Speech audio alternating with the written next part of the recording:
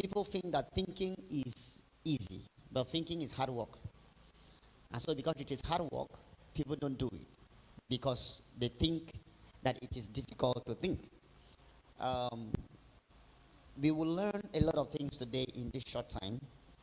We will learn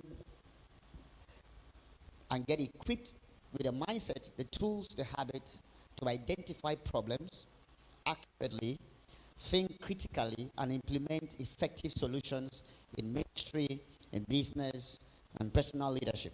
I want to believe that nobody here, I want to believe that nobody here, are you sure it's inside? I think it must be outside. I believe that nobody here has a problem. Nobody here has any kind of problem. Anybody? I would so congratulate you. In fact, I'm going to hug you, shake your hands, take pictures with you because you are the only human being on the earth. Anyone here without a problem? All right, so we're going to be looking at how to solve problems, basically. How to come out of issues. Basically, as a leader. And it is important for you to know that because you are a leader, problems will come. Problems will arise. You begin something is very easy. I think this morning I got ready. I'm about to leave. We got to jump into the car and put the car's key. The car refused to start. That happens 30 minutes by 9:20. By 9:20. Now, we did not anticipate that problem, but that problem came to us. And what is the problem? The problem of mobility. So immediately, if you don't know how to think out solutions in that instant moment, you're gonna be stuck, and that matter, that issue, that problem, that challenge at that moment becomes what limits you from achieving results. So I told myself, are there alternative routes? What am I supposed to do? What can I do? What can I not do? So it took me about 2 minutes to rationalize in my mind how to come up with a solution. And I came up with 2 solutions. I said, okay, let's do it like this. I split the issue. I go ahead, but you do this. And then I hop into the vehicle. I hop into a transport, and I arrived here long before my time. Because I was able to, I told myself, if I had to go and see how to solve that problem now by myself, it is practically impossible for me to get here. So we did what we call division of labor.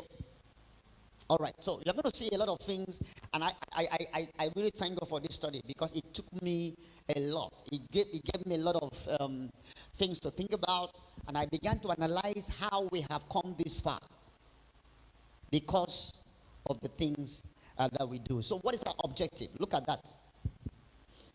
To equip leaders with what? The mindset, tools, and habits to identify problems accurately and think how critically and implement effective solutions. So 3 things you find out in that. It said identify. So if I were you, I will underline the word identify. Identify problems. Number 2, think critically. Number 3, implement effective solution in ministry, in business. All right, so identify, think, and what else? Implement. 3 words, say with me.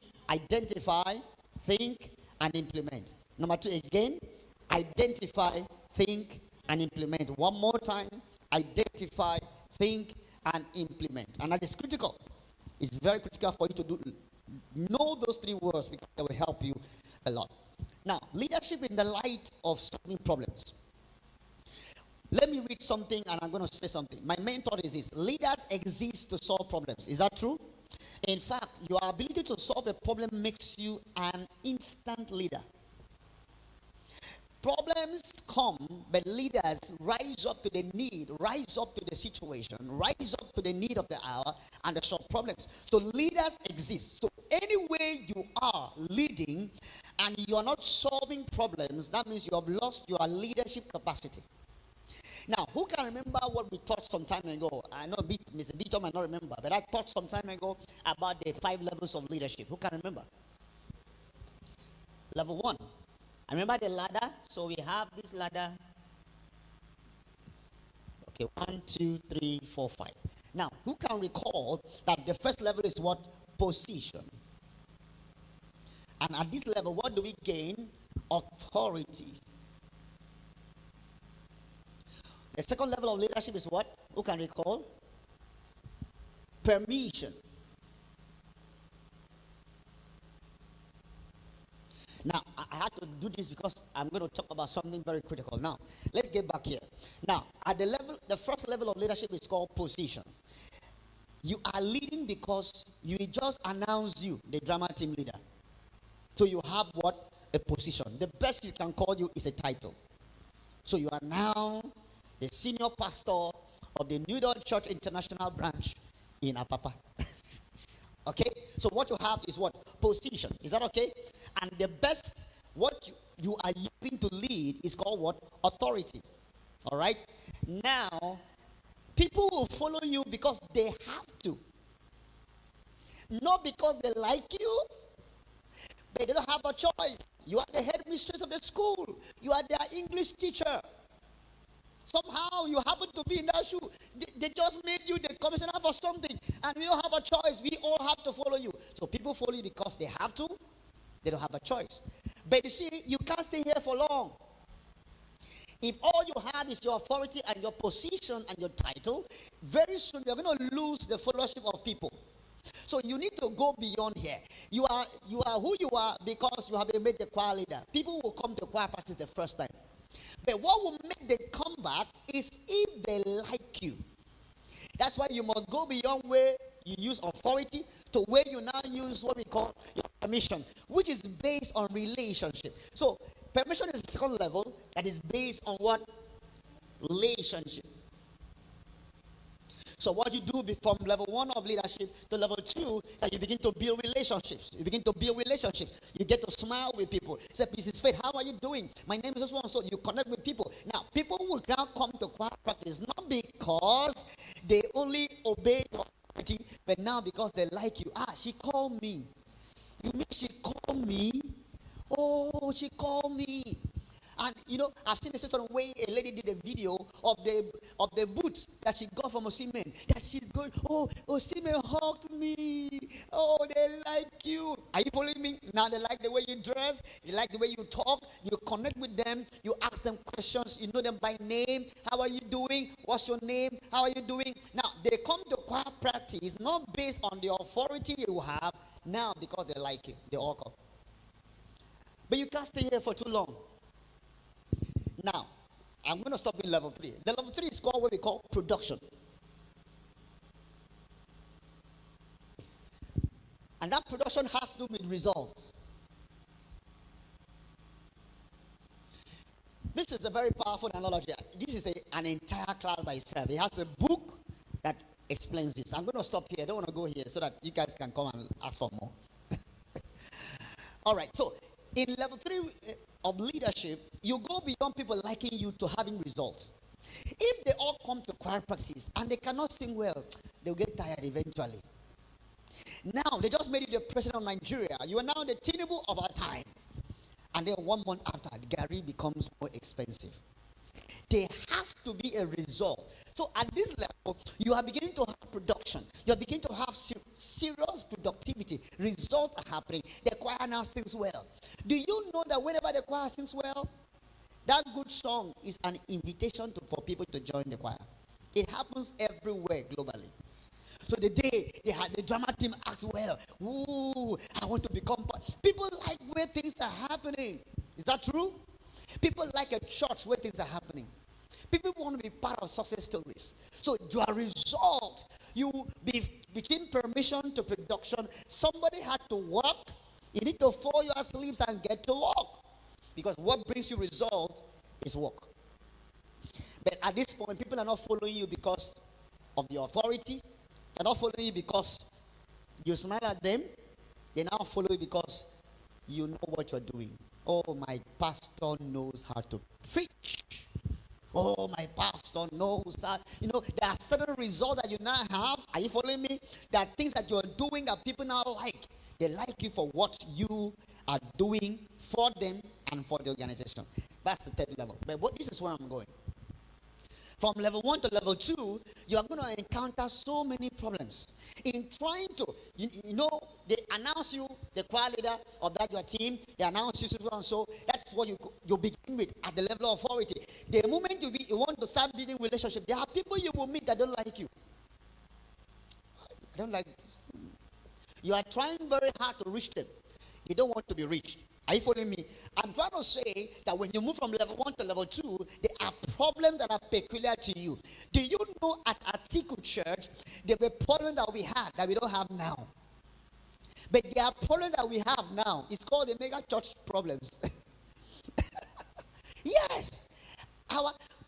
Those early days, we would buy 12 for 2,000, 3,000 and service will run. Now if you buy for 10, in the first 1 hour, the service. Do you understand what I'm trying to say? It's called mega church problems. So the higher you go in life, your problems grow with you. So how then do you solve problems? How do we find the problem? How do you identify? Don't forget the rule. What's the rule? Identify. Number 2 is what? Think about it. Number 3 is what? Implement. Don't ever forget the rule. Identify. And it's going to be, when we come to identifying problems, you're going to see why many of you don't solve problems. Because it's very easy as a leader. A leader, let me read. Let's go back to our main thought. Leaders exist to do what? Solve problems. Have you seen where I'm reading? Can we all read that entire paragraph for me? Let's begin. 1 to go. Leaders to solve problems. Every breakthrough, reform, innovation is born when a leader does what? Confronts a challenge with clarity and courage. The proof of leadership is in the ability to turn challenges into opportunities. That is what makes you a leader. You don't cry like everybody cries. You don't sink into the river. You rise above it and produce solution. So the proof of your leadership is your ability to turn what? Challenges into what? Opportunities. Say with me, every challenge is an opportunity. Say it again, every challenge is an opportunity. Say it again, every challenge is an opportunity. All right, so you're going to discover that. All right, let's move on. Core definitions. Problem solving is what? The ability to identify the root of a challenge, analyze options, and do what? Implement practical solutions that advance the mission. The goal of problem solving is not just to do what? Fix things, but to do what? Transform systems and what else? And people. Mr. David, can I have a wiper? Please. If that paper is your own, I mean what I just wrote there, that is powerful. The goal of problem solving, please help me. Thank you. Just keep it there for me. The goal of problem solving is not just to fix things. David, go and fix things. Abram, go and fix things. The real goal of problem solving for leaders is not to fix things, but is to transform what? Systems and people. Later on, you are going to discover that many times the problem is in the system. Let me do a very short analysis.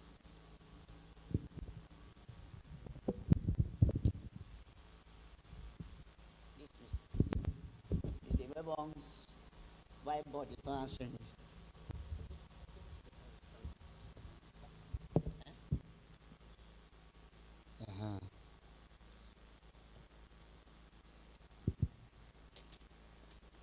Okay. Identify, do what? Identify, do what? Think. Number 3 is what? Implement. All right. So he identified, or we all identified, but he was the only one thinking. Or you were thinking too. But he went beyond thinking to now doing what? Implementing it by doing what? Turning this thing around. The problem with this idea, because we had it from the beginning, is that it shoots off, so it will be seen on our video. We saw it from the beginning, but we'll manage this because this is better. All right. Let's go ahead. Let me tell you something that it is called a masterclass because there are some ideas that we think about. We go beyond the surface. Is that okay? That's why it is called a masterclass. I want to get everyone in this room to live here thinking systems. Systems. Why problems persist is faulty systems. So if you keep having a problem with sound, the problem is not the microphone itself. It's just that the problem is what?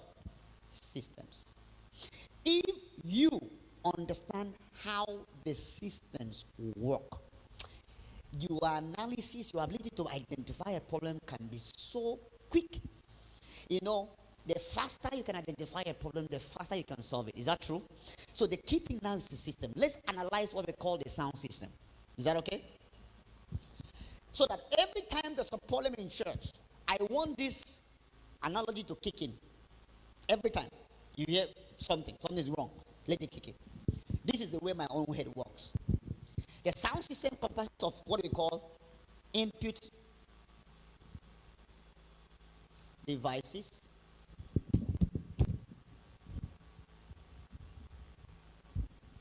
So we have a central processing system, we have an output,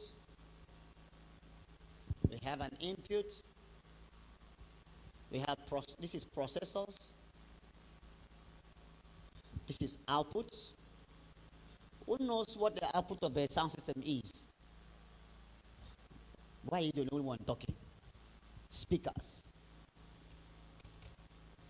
processors, and then we have what we call the mixer, who is at the center of it, and then we have input. Now, this is a very simple analogy. Can it be seen from here? Don't mind the way I'm writing. I'm writing like a village man. All right. Okay. So in every sound system, no matter whether it is miniature or a large, this is the rule. This is the rule. Does it make any sense to anybody? Mrs. Fett, you can understand. Okay. Now look at this. Everything that we have, microphones, keyboard, drums. What else do we do in music? What else do we use for music? Guitar, sax, all those things are called sound sources. But they have to become input into a mixer. So everything here, keyboard, sax, microphone voices, music player, whatever it is, they are all input devices. Are you following me? I'm trying to analyze the system now. Now, they come into a mixer. What does a food mixer do? What does it do? It puts everything together. So there's a device called a mixer that tries to put everything, the bandwidth, the number of channels that the mixer has determines how many things you can accommodate. For now, our church system has about 12 inputs. That's why if you add something else, you play by yourself. Because there's no way to put. Are you following me? Now we bought a miniature mixer that we can take only the voices. So that's why we can take an extra microphones. But generally we stay within the boundaries of our 12 devices. Anything more than the drums is 5. So keep counting. Keyboard is 6, sax is 7. What else? The bass guitar 8. The 2 cordless microphone 1 and 2, 9 and 10. So the other rest, the last 2 that is remaining is not, we don't call it normal lines, we call it miniature lines, as in they are supposed to be for players. So that's why when we get to 10, somebody has to suffer. If you bring somebody else now, something has to be dropped, so we cannot go beyond 10. Is that okay? So everything comes into the mixer. The mixer has to send the signal to what? The processor is what makes it light, sound, make it crispy. No, if Ubong comes, the mixer, the processor is what makes Ubong's voice heavy. Now, this is the way we think as a sound engineer. Ubong's voice is very light. So what does Ubong's voice need to make it complete? Weight. Pastor Faith's voice is very heavy. What does her voice need to become complete? Lightness. So the sound setting for Pastor Faith and Mr. Ubong cannot be the same. Do we understand? Now, the intelligence of a sound engineer is the intelligence of a cook. Have you ever gone to the restaurant and they serve you food? There's no salt. It's because you know what salt tastes like. So when you know what a good sound system tastes like, you will know what is missing in the food. Do you know? Now, I saw that all of us, but if they take you to that mixer, you look so stupid because you have no idea how the systems work. But at least you understand what sound should be like. Abi? So when you attend a concert and you hear good sound and you say, oh, I love this sound. Now your system, your mind has registered what a good sound looks like or sounds like. You now come to a place and this church, the sound engineers have never been trained. They don't even know what good sound looks like. They just on it for you. And you say, oh, you're singing. And you say, this is not sounding well. You are crying. Because in your head, you want it to sound like the concert you heard. Are you following me? Now, let's go back. So what makes all those things, what makes a good sound sweet is the processors. Are you following me? If you have all of these and there's no good output device, then you are totally on your own. All right, so what happens that everything you adjust here must be shown here. So if I adjust something on the mixer, you hear it on the speakers. Is that okay? Now, whenever a sound problem happens in church, remember the system. It's either an input device or a mixer problem or a processor problem or an output device.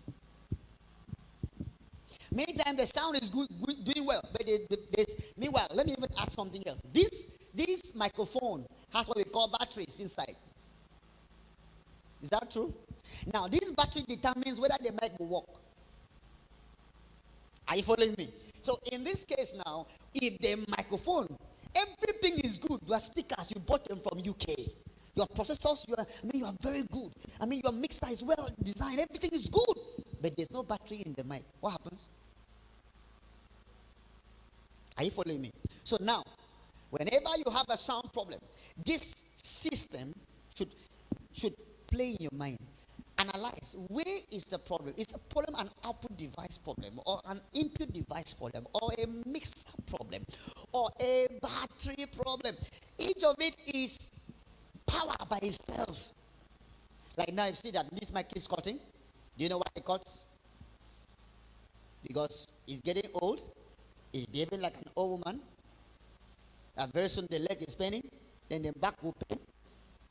So we got a microphone. Now this microphone, the receiver is by the stage. And it has to be very close. Meanwhile, let me show you something very critical. There are some things in this system that looks very small, but they are very powerful. One of it is battery. The other one is called wire. Did you see wire here? But what links these guys to this guy is called what? Cables. If your cable is faulty, if you like, pray from now to next year. In fact, the quality of your cables determine the quality of your sound system. When you hear noise, all those things you are hearing. Like if you open this one amp, if you open now, okay, you're going to find out there's something I miss here. We call these ones amplifiers.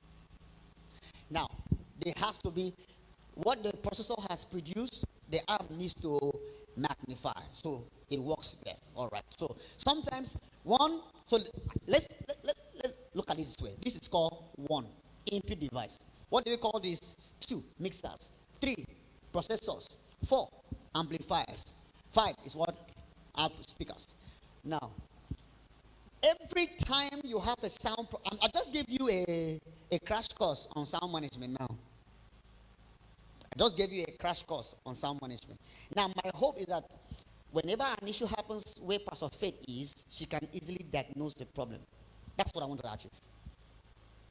That Pastor Faith can diagnose what is the problem and then can walk to the place and touch something. The first day of the conference, who can remember? Sound was very bad. Did you remember? Anybody? You were not there, so there's no way you know. But did you? I almost fainted. I was almost dying. Because I knew the problem, I did not know how to solve it. Do you know the problem? Can I tell you what happened that day? Listen on. Are you listening? We have everything here the guy was good. 1, 2, 3, even 4 was good. The problem was number 5. What was the problem number 5? What's number 5? Outputs, which is what? Speakers. Now, do you know what happened? There's a cable that was here, if you notice it. It was one cable I used to run. Have you realized there's no more there? Somebody solved the problem. Identify, do what else? Think, what's number 3? Implement. So that day, I'm sitting here and I was asking Holy Ghost, what's the problem? I'd done everything possible. And then the movie played. You know what I call movie? A movie played in my mind and I saw it. So I told Pastor Kuyi, we need to solve a problem. But we didn't know how to solve it. The problem was this. There was a wire running here from this side to this side. And then the 4 wires were disconnected. The people doing the carpet had cut the wires. So because of that, this guy was playing. This guy was not playing. Meanwhile, of the 2 sides, listen to me. Listen to me. You know, before we began, I went up to go and listen to the speaker. Do you know what I realized? This side does not have tweeters, but this side does. So, this side was playing that day. We were hearing this side play, and it was very heavy. What makes my voice sweet is the tweeters. If I off the tweeters there, you will hate the sound. So this side that does not have tweeters was playing, but tweeters was not working. And then the side that was supposed to sound well and make you feel good, what happened? The wire disconnected. So I'm sitting here and I'm wondering what to do. I started praying. I called Sika. Even Tika came here. He didn't know the wires to connect. So what was our problem? Someone said wire. So immediately after the service, I asked my wife to go. Everybody go home. I want to fix it because I don't like working when people are there. I came and bent down, put the wire back. By the next day, by the next day we had another problem showed up. It wasn't now the speaker. The speaker was sounding well. We had an issue at that center cable. Because now, in trying to solve this, people went to go and everybody, let's do. In doing that, so most times, see, so whenever you have a sound problem, I'm trying to show you how problems are solved. Think of 1, 2, 3, 4, 5. I mean, it's simple. Then I add number 6. My number 6 is as important as 1 to 5. What are number 6? Connectors, wires. Now, you see that receiver? The receiver of this thing is on that stage. It has the green light that blinks. From that receiver to the snake cable that is taking sound there, there's a wire. And sometimes the choir people will be singing and then they mash the wire. And when they mash the wire, there's a problem. So wires. That's why in most advanced systems they have moved from wires to cordless. Wireless. So we hired a microphone on Sunday to show you how bad how bad this life is. We hired a microphone on Sunday at 10,000 per night. So we pay 10,000 on Saturday, pay 10,000 on Sunday. Now listen to this. This microphone has 4 mics, but the people told me that I don't need it. I only need 2, so they brought 2. I said, how? That if I pay 20,000 a day, they'll send me the others. So when they came, they put it at the back. I said, no, that is too far. The man told me that even if I carry that cordless microphone, the receiver, and take it to the Udoford place, that I'll be standing here to talk, it will receive. That the range of that mic is 1 kilometer. I said, what? So I asked, how much is it? It's 350,000 naira. Now, you know what I call range? The distance between this microphone, this on, see how close it is? It still breaks. So the range is less than 20 meters. That one, the range is 1 kilometer. So whenever you hear it keeps cutting, it goes off, come back, goes off. What do you think the problem is? It's range. So now this is what I'm trying to say. Because I understand these systems, I come to church and understand, and something goes wrong, my head goes into analysis mode. Analyze. It's a problem input device, or the problem what? The mixer, or the problem what? The processor, or the problem what? The amplifier. Then the last one is what? Then what's number 6? I gave you number 6 now. Connectors. Now, connectors are devils.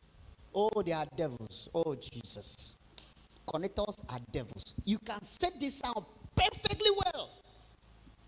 And one small wire, one very small wire will make your life a mess. Did you realize that keyboard refused to work for 2 days? Wire. And now, you see, when we came, the keyboard was on the floor because we realized that the people that did the last wire did a bad wire. The head has a problem. So the head broke inside the part of the head is inside the keyboard. So we need to go and get this. But what I'm trying to say, because I understand the systems, now I believe everyone here also understands the system. Is that true? So if something goes wrong, Pastor Faith, I'm sure that you can analyze it. Now, so the idea now is that it should be able to think out solutions. So let's get back to our notes. Do we understand this? So whenever there's a problem, think of what systems. Someone says systems. Think of systems. The fault, most of the time, is system. Why the choir is not singing well? It's not because we don't have voices. It's because the systems are wrong. So what a good leader does is to repair the systems. Okay, let me read that again. Where was I reading? Okay, problem solving. The ability to identify the root of a challenge. Number 2 is what? Analyze what? Options. And implement practical solutions that do what? That advance the mission. And the goal of the problem solving is not to fix things, but to do what? Transform systems and... Okay, now, see, if I can make you understand that, I can skip everything else because it's key. Problem solving is, Mrs. Ubong is the head teacher of a school. So there are systems she needs to put in place, and then she needs to put people in place. Now, if you have a good system and have bad people, the result is worse than not having systems at all. So systems are not driven by equipment. They are driven by people. And so many times, I'll stand on this pulpit and I know what to do on the mixer to make it work. But because I don't know how to transfer that knowledge by the Spirit, so I don't know what to do. I don't know what to do. Because systems are run by people. Are you following me? So now, what we do is that we put systems in place, but we train people to solve problems. Leadership, look at this. Leadership is not about avoiding problems, but mastering how to create solutions. How to create solutions. How do you create solutions? The capacity to identify, interpret, resolve challenges that hinder organizational purpose and progress. It is not a position, it is a what? Responsibility. Now let me say this. Anyone who has responsibility over solving problem is a leader. Whether you have a title or not, anyone who has responsibility is the leader. Can you help me read the summary of the definition? Want to read? To define reality, own problems, mobilize people, execute solutions that advance purpose and growth. It is the art of turning confusion into clarity and crisis into opportunities. Very, very important. Now, please, what I want you to take from that paragraph is that you must own the problems. Please own the problems. You can't be in a place where you are leading and you can't own the problems. Or the moment you begin to say, no, like what happened to Adam? This is very key for me. Adam, where are you? What have you done? What did Adam say? Remind me. Oh, Mrs. Ubong is a problem. And so God came to Mrs. Ubong. I said, Mrs. Ubong, what have you done? What did she say?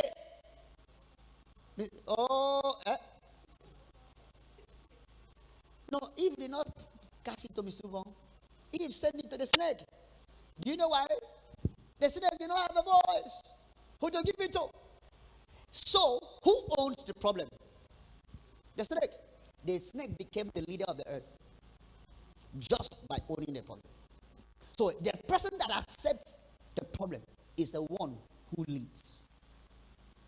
So, if you're going to lead well, it must be one that owns the problem. Now, Pastor Bong is the lead pastor of this church. I am the lead problem solver. In fact, there's a new title I discovered in my study. We call it CPS. What is the meaning of CPS? Chief Problem Solver. That's my title currently. So do you know that between Monday and today, I've tried to solve 4 major issues. Do you notice that there's no wire running from here again?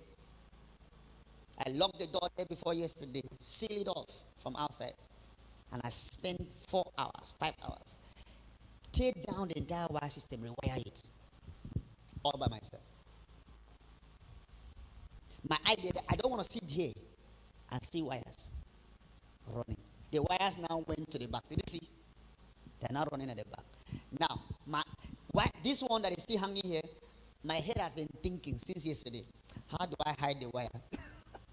And I'm still thinking. And the reason why it is not hidden is because I don't know what Mr. David would do to me. Because that's what I'm thinking. That's what I'm thinking. So leaders, they own problems. Say with me, leaders, we own problems. I can't hear you. Say with me, leaders, we own problems. You don't transfer it to somebody else. You take charge. Responsibility. Now look at the core principle. Leaders are not defined. Read it for me. Leaders are not defined by their absence of problems, but by the presence of what? Solutions. That was said by who? John Maxwell. All right, read for me my own quote. Want to go? Good. Now, please hold on. Look up, look up, look up. If you are given a position and in that place you can't take responsibility, the leader above you might not move you from where you are. He will leave you there. But you see, people will always be promoted to the level of the problem they can solve. In fact, when the leader discovers that you have that capacity to solve problems at a higher level than where you are, it is only natural for you to be promoted. You will always be advanced to the level of the problem that you can solve. Now, for instance, Ubong has the capacity for 100 members. Victor has the capacity, they are both pastors, capacity for 1,000 members. Now, if I put you in a church of 100 people, your capacity is higher than 100, Abi. The things that you're going to do will be overrated. As in, you're going to do things as one who is at the level of what? 1,000. The natural thing that your leader will do is to move you to a way that your capacity will match the place. And if I were to be in the place of 1,000, he will reduce the 1,000 to 100, then he will now be comfortable. So the natural thing that the leader would do is to take him from that place of 1,000 and put him where? Where he is 100, and then he will now feel normal. He will feel normal. Now, let me tell you something. When I left Bible Church, don't forget that every time I preached, for the last 3-4 months, Dr. Kafia kept me preaching almost every week for a long while. So I had developed capacity to preach. I was doing well as a preacher. I would preach so well. And then, the first time we began church on this side, I saw 18 people. I felt sick. Because my capacity was the kind of preacher. Do you know that feeling I had is the first time we came here. As I stood on that stage, I went back to the me before I began that church. Because capacity is activated by pictures. As I stood on that stage, and I felt like, again, this is the first time in more than 3 years that I felt like I am back to the capacity of a preacher. I was now trying to push back myself. But you see, I have lost capacity. So I've used the past 2-3 months to build back me. I'm not reached where I was before I left. Yet, I'm not reached. I know I am not reached. Do you understand what I'm saying? And when I hit that place I was before I left, all of us will know. You will notice that Pastor Ubong has something in me has changed because I'm trying to get back to the picture. So going down from a church of 2,000 people to pastor a church of 18 people and preachers, I lost capacity. Because that time to manifest at that level, something in you will need to grow. You knew you had something to do. You pushed yourself. But this time around, few people, you don't be looking at them. How are you people doing? But do you know that coming back here, I'm trying to walk myself back. I'm talking about capacity. Capacity. Now, where did we read? Read that core definition for me. Core principle. No. You are promoted. That's where I was reading. You are promoted to the level of what? Of problems you can do what? You can solve. Continue reading for me. To think is to lead. To lead is to solve. To solve is to serve. That means when you think and you are thinking of solutions, what happens? You lead in the area of your solutions. And then now that you are leading, your place of leading is to be able to solve. And because now you can solve, you're serving. Foundational truths, now we can write. Foundational truths defining problem solving leadership. Ownership and responsibility. Now, a leader takes responsibility for finding solutions solutions. Pastor David, I would like to change this battery. Sorry. Now, a leader takes responsibility for doing what? Finding solutions to organizational issues. True leaders don't pass the blame, they shoulder it and rebuild systems.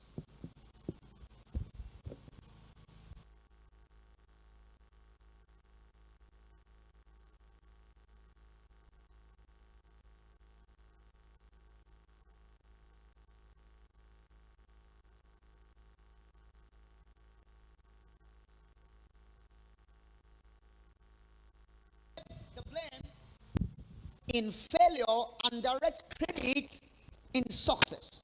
So you won't lead, in the conference I came up and said, I want to say thank you to the this, thank you to the this. The only people I did not really give credit to, I think was I did. So that means everybody was covered. Okay. Now, the idea now, when we succeed, what should you do? Celebrate everyone. So look at this. The leader accepts the blame in failure. But what does he do to the successes? He gives it to the people that made it work. That means when Imebon fails, who failed? So I apologize for power.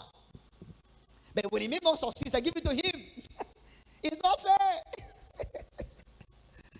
When Imebon fails, who is to blame? I take the blame. But if Imebon succeeds, I push the success to him. And that's what I'm trying to teach them.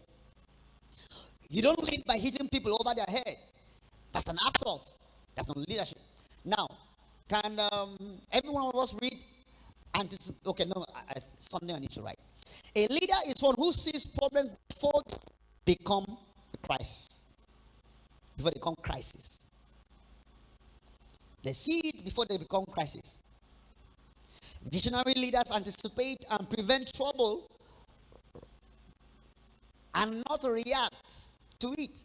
Leaders see more before others. The task of leadership, according to Peter Drucker, is to do what? To anticipate the future and do what? And prepare for it. Please, this is the major mark of a leader. This. If you can't see problems, now look, let me tell you something. Yesterday, in preparing for this meeting, I played the movie of today. And I realized that what we had done, we were not ready. I said, what? I said, we had a lot of time. Now, my idea of today was to have tables where everybody can sit in small pockets of table, proper table covers, have water on those tables, have a drink, have a place to receive people, have them. So when I was playing the thing from beginning to the end, I realized that we didn't have a lot of things ready.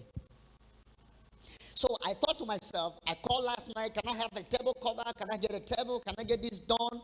And then everybody said, no, it's too late, it's too late. I said, okay, let's stay there. But I made up my mind, I'm going to be here by 8 o'clock today. I get the materials printed. I did the materials, printed it.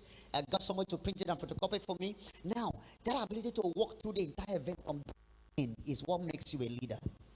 If you cannot predict the future, then you can't lead. The service needs to be over in your mind. As in, you should begin the service from beginning to end in your mind if you are a leader. Before the service starts. That means you can anticipate problems. How do I know there will be a problem? Today I came early. And as I was here, I was saying, Lord, send me one person who can help me start the journey. Lord, the journey needs to be on before 10. So Pastor Faith now came in, I think about a few minutes after 10. So I said, sister, are you strong enough for us to carry the journey together? Because the only thing that would stop me from beginning by 10 was power. If I have power running, by 10 on the dot I was speaking. So, because I played the movie in my head, I finished from beginning. So you need to anticipate. You need to know where the problems will be and how to solve it. Clarity. A leader turns complexity into clarity. That means what is complex, he makes it simple. They simplify yours by defining solutions, defining problems clearly, and creating actionable steps towards solution. Purpose alignment. A leader connects problems to purpose. What should you write there? Connects problems to purpose. Every challenge becomes a channel for expressing Organizational vision. Leadership is the capacity to translate vision into reality. That's what my Warren Ben is. Collective intelligence. A leader mobilizes collective intelligence. They gather diverse minds to generate better ideas and better answers. None of us is what? Now, this is it. I've always said that leadership rests with the leader, but wisdom rests with people. So, we mean leadership rests with the leader, but wisdom rests with people. Rests on people. It's with people. It's with people. So that means I know where we are going, but the wisdom to get there might come from a member. Might not come from me. So what do we do? So last night I did my meetings and I said, okay, I'm going to do this. So I now sent to Pastor David. I said, I'm looking for an AI that can help me produce PowerPoint. That was around 11 midnight or around 12 midnight. And I realized I was awake. Brother, why are you awake? That's why I told him, are you okay? And he said, okay, he's going to try. So he did this, converted them into, I did not have time to criticize it. I said, it should have been bold. Can you read it from here? No, so it's not bold enough. So that is the AI. The AI thought that we have classes. All right, but you see, very, very critical. Everybody's idea is important. So sometimes you need to ask everybody, what do we need to do? Service. Havila, please read that service part for me. No, read for me discovery.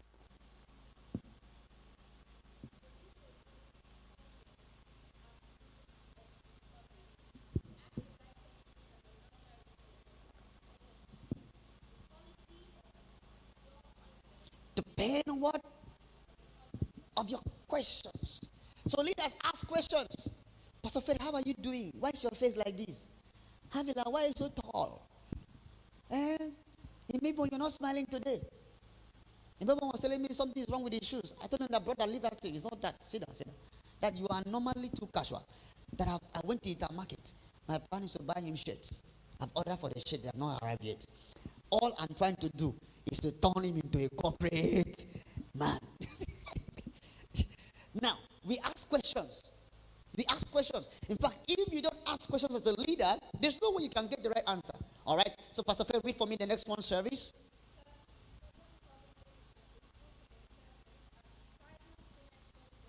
Leaders, no. They eat first. In Nigeria, Abi, we eat first. Pastor David, don't we eat first? It is what we have finished eating that everybody can now know. Leaders eat last. So if you go for a meeting or you're planning something in your church and then you are no. You can't sit down to eat until everybody has eaten. That's how leaders do. So that means we serve. All right. Remember, please read for me proactive versus reactive.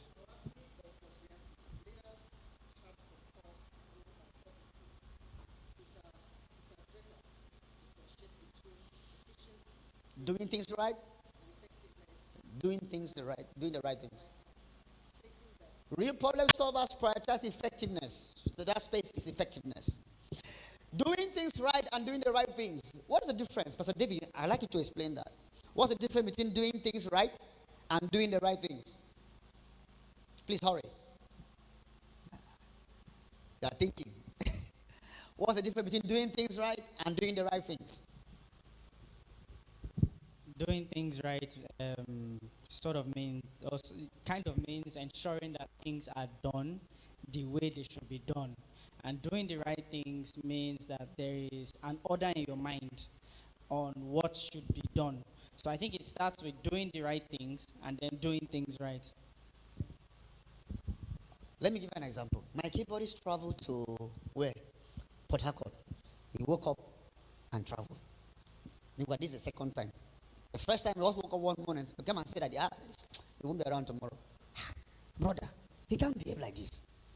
Telling us is doing things right. Just doing the right thing. He's doing the right thing because he has told us. But traveling is wrong in the context of waking up. Meanwhile, so he called Pastor David, but he has traveled again. He's coming back next week. It means that we don't matter to him. Because I, as pastor on the team, cannot wake up and travel. The procedure is you must give notice to everything. So, but for him now, it does not matter. Doing things right is that he has told us that he's traveling. He will be like, if you like, I said my options are not. Now, there's always that fight between doing things right and doing the right things. Doing the right things. So for me, is knowing how to balance between the two. The key thing now is that leaders prioritize effectiveness over the argument of doing things right or doing the right things. Is that okay? All right. I'm sure I'm going to have occasion to explain that a lot more. Now, Bible days. Read. Okay, do you have Bible days in your own book? Do you have Bible days after proactive? Okay, Bible days. Example, Joseph solved Egypt's food crisis through what? Foresight and planning. Nehemiah solved what? Jerusalem's war crisis through what? Teamwork and strategy. Now, let me ask you a question. Please write it down in your note. What problems are you solving now? What problem does your life solve? I wish I can have an answer. What problems are you solving? What problems are you solving? You want to try? Yes.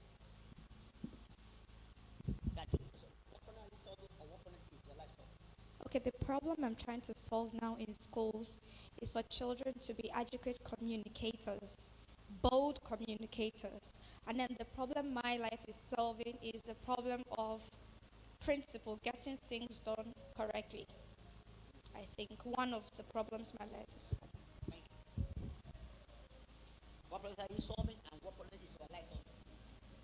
One is immediate, the other one is purpose. Okay, so the problem I'm currently trying to solve is a problem of purpose. Because just to give a short rundown, I'm a person of many talents, but yet it's very hard, being able to focus on one particular thing at a time. So I believe that one thing, this problem I'm trying to solve is like trying to bring everything into concordance as one. And while doing that, I understand that the problems that is in respect to purpose I'm trying to solve is to show people how they can actually use what they've been given to make something of themselves. Thank you, thank you. Okay. Okay. Currently, mine is firstly family. I'm trying to ensure that I spend more time with my daughter, as against before, based on my job. So right now, I am more into remote jobs than going 9 to 6 p.m. outside, Monday, Saturday, and your daughter comes and sees you and looks at your face, who is this uncle or daddy? Praise the Lord. Then the second question is, what problem is your life solving? Okay, I came to understand that drama is a ministry, and I know that I may not be called to stand out there to preach, but I know the purpose in terms of preaching. So it's a purpose I'm pursuing.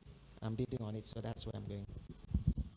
That's very good. All right. For time, I have the other questions for Havila and Sir David, but let me reserve these ones.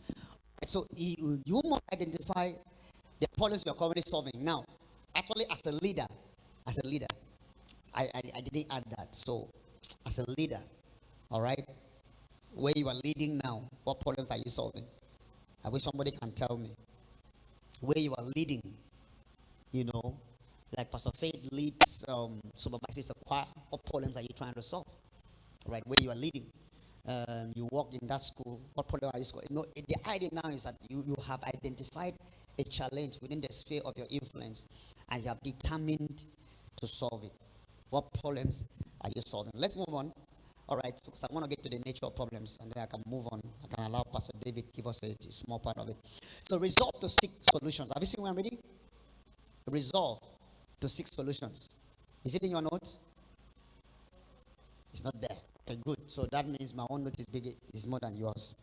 Now, listen to me. My hope that when I get here, I will get all of us to agree that we will be problem solvers. But as a leader, when you are able to identify a problem. Now, everyone in scripture, Moses solved a problem. What was the problem? The problem of captivity. Who solved? Moses. Nehemiah solved the problem. What problem did David solve? Problem of leadership. That the whole scripture is full of people who did phenomenal things in solving problems. What problem did Paul solve? The problem of the gospel, to go into the places, the Gentiles. And Paul now has left for us a book, Bibles, writings, that now becomes reference point to all of us. So now, where you lead, now, this can be applied in many ways. Husbands are leaders at home. Is that true? So at every point in time, you are trying to solve a problem. One of the biggest problems to solve is the problems of people. It's mine. That's for me. Thinking about this, I was asking myself, how do I solve a people's problem? But people's problem is tied to training, especially the people closest to you. Like my team in church. Now we have this training, and I'm not found 90% of them. So I'm also worried. Now, there's no way to solve the human problem if you have not been able to change their minds. And that changing their minds is about knowledge and about training. So whenever there's a problem, there are two things. Either a system or people. Systems of people. And if you can understand how to solve systems problem, then you can solve it. But you see, it is still connected to people. So I want everyone here, we are going to make a pledge that from today, your new title is Chief Problem Solver. It is a resolve to find new ways to solve a persistent problem, probe even when all efforts are proven abortive. Go beyond the surface. Do more than everyone else does. Be determined to innovate, to evolve where it is necessary. Make up your mind to make a difference. Where you are, solve problems. So I want you to say with me, I mention your name. I'm determined to be a problem solver. I will innovate. I will evolve. I am determined to bring changes where they are necessary. I will solve problems. I hope you make up your mind. Amen. The nature of problems. Number one, problems are universal. All right? Problems are indicators of growth. That space is what? Indicators. They show where you need to grow. Like now, as this mic breaks, it tells me that we need to buy a new microphone. Is that true? Okay. So every problem shows you where you need to grow, what you need to do, and how you need to, So when people keep saying that you are frowning, it means that you have what do you have? You lack the ability to manage your emotions. So you see, what people keep complaining about in your life is an indicator of what you need to grow. So read it for me. Problems are indicators of what? Growth and what? Movement and. So it is important for you to know. All right? Misalignment. You are not aligning. So those things show. Number two there, that no progress occurs without friction. So in trying to bring change to Pastor David's life, I'm not even begun yet. David is on, in my own list, is on my cool list. I'm not started troubling him yet. My plan is to begin by January. He doesn't know. But there's nobody in this life, except you're not part of my life. As long as you are within the sphere of my life, there's no way I won't confront you about things. Except I don't find out. And if I don't know about the wrong things about your life, it means you're not being open to me. It means you're not being vulnerable, because I am vulnerable to the people around me. I'm open book. If there's something wrong with me, there's no way you will not know. If I'm angry, you will know. Yeah, Pastor, the way you are you okay? Like the other day on the meeting on Friday, my leg checked. I could not sit. I could not stand. I said, what is wrong with my leg? Am I okay? In church. So he saw that I was hopping. Who noticed that I was hopping to the stage? I was really trying to put my leg down. That was on a Friday, Thursday. But Pastor Fedor noticed it and asked me, Pastor, were you okay? Why are you distracting us because of this Miss Evans? Don't distract us again.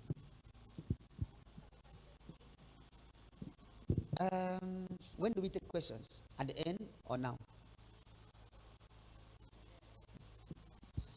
But do you understand what I'm trying to say? They indicate where you need. Now, there will always be friction. So, me and Pastor Faith, will have frictions. There will be things that she will say to me that I will not like. And there will be things that I will say that she will not like. I think she made me very angry like 6 times. Very angry. And I'll be angry with her. I feel like squeezing. It's part of it. If she gets angry because I am angry and she now leaves, that means she's not worried of being part of my life. In marriage, we don't quarrel. But do we live? We live. We stay. We are together. We are together. So we confront. No matter how this may not smile, we will have friction. He did something to me. I was so angry with him on Wednesday. Very angry. He does not know how angry I am. Do I tell you what he did? I won't tell you because I don't want you to be angry. He sent me a movie that I love so much. I began watching the movie and I stopped the movie. I went to pray. I was praying for 30 minutes for the movie he was watching. Then when they now came on Wednesday, they now changed the movie. I was so angry with them.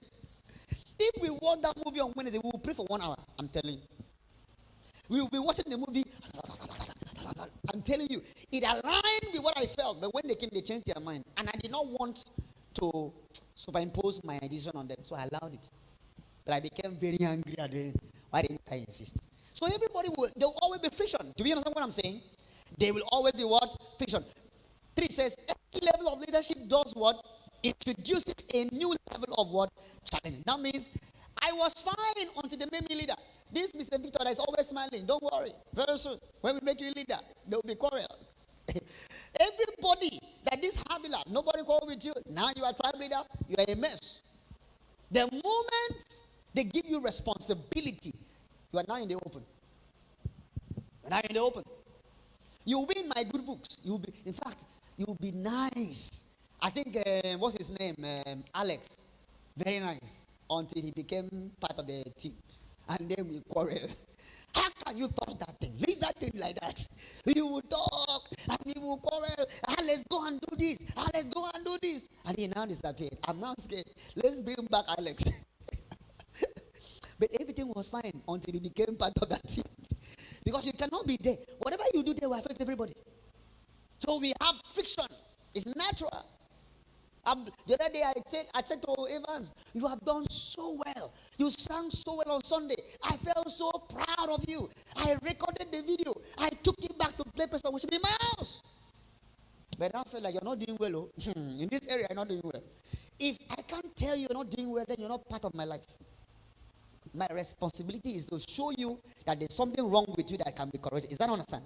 Now, so there will always be friction. In the same way, the people you lead will always be friction.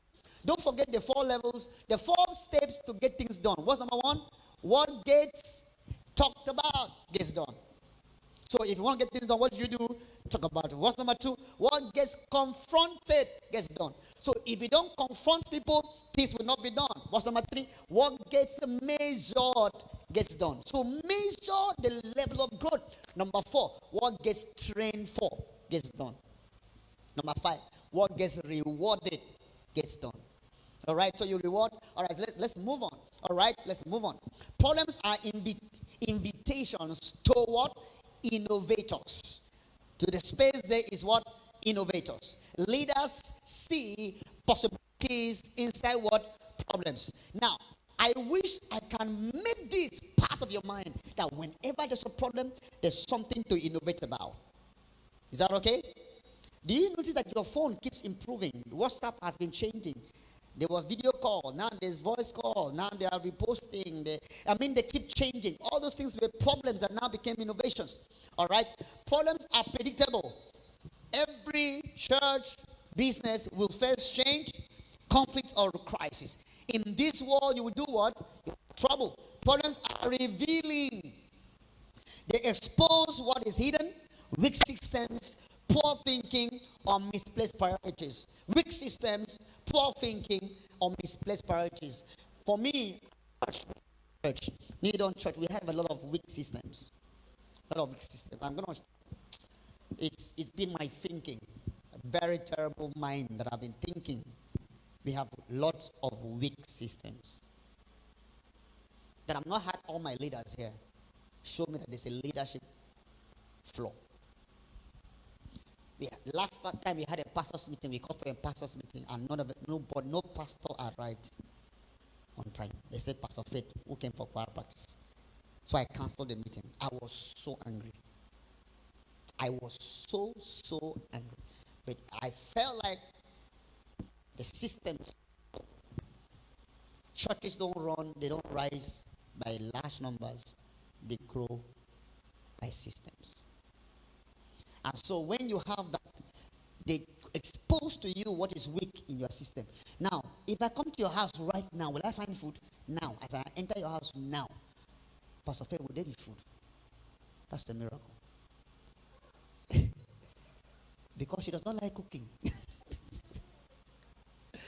She does not like cooking. That there's food in the house is a proof that there's a system. If we are going to have breakfast and we now remember that there's no sugar at the time of taking breakfast, it's a faulty system. When we have to look for water by 12 midnight to take medication, it's an indicator of faulty systems. I'm telling you from my personal experiences. A doctor will call me by 12 midnight, or I'm calling the doctor and say, give him paracetamol. Don't you have paracetamol? I said, every house will have it. I said, I don't have. So we are now combing everywhere. Where do we find? Because somebody is very hot. By 12 midnight, where do we find meds? Poor systems. Are you following what I'm trying to say? If you have to look for your shoe on Sunday morning, poor systems. If your socks have several openings and they are dirty for a while, poor systems. It's not because you are dirty. You don't have a system of cleaning. Am I making sense? So systems. These are our church. Systems. Systems. Now, when we came here, and then my wife started coming here to clean every Saturday morning, it phenomenally changed how clean this church is. I mean, two people joined. And somebody has said they want to join. So now the team is already beginning to grow. Because the system is in place. A system in place allows growth. So when there are no systems, when things are done, it's systems. How do we get fuel? Systems. How do we buy the fuel? Systems. When do we buy the fuel? Systems. Who reports to who? Systems. Who is in charge of the instrumentalist? Systems. So recently I called the quality. I said, you're not doing well. I said, why? Because you're not allowing these boys, these young people that you have an opportunity to groom. You allow them suffer by themselves. You don't think they are part of the system? No, it's wrong. Poor systems is why the system is not growing. This church is anointed. We have everything right working for us. But we don't have systems of growth. So there's evangelism, but follow-up is extremely poor. And so because follow-up is poor, assimilation is almost at 0.5%.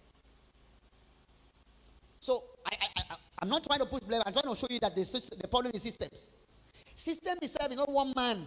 The pastor or the leader of the evangelism team is not the system. Are you following me? Imebong as a leader is not the system, but there's a way that guarantees productivity when the systems are in place. Okay, my question. What do you do when you wake up in the morning? First thing, raise your hand. Tell me. What do you do? First thing you do when you wake up in the morning. You think about your life. Jesus, bad system. No, first thing. Don't say after praying. First thing you do.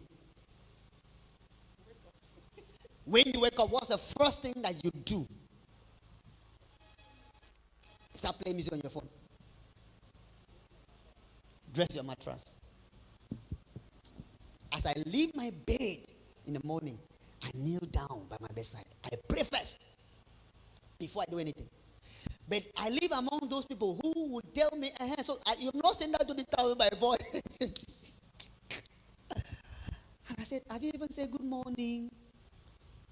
Have you even prayed?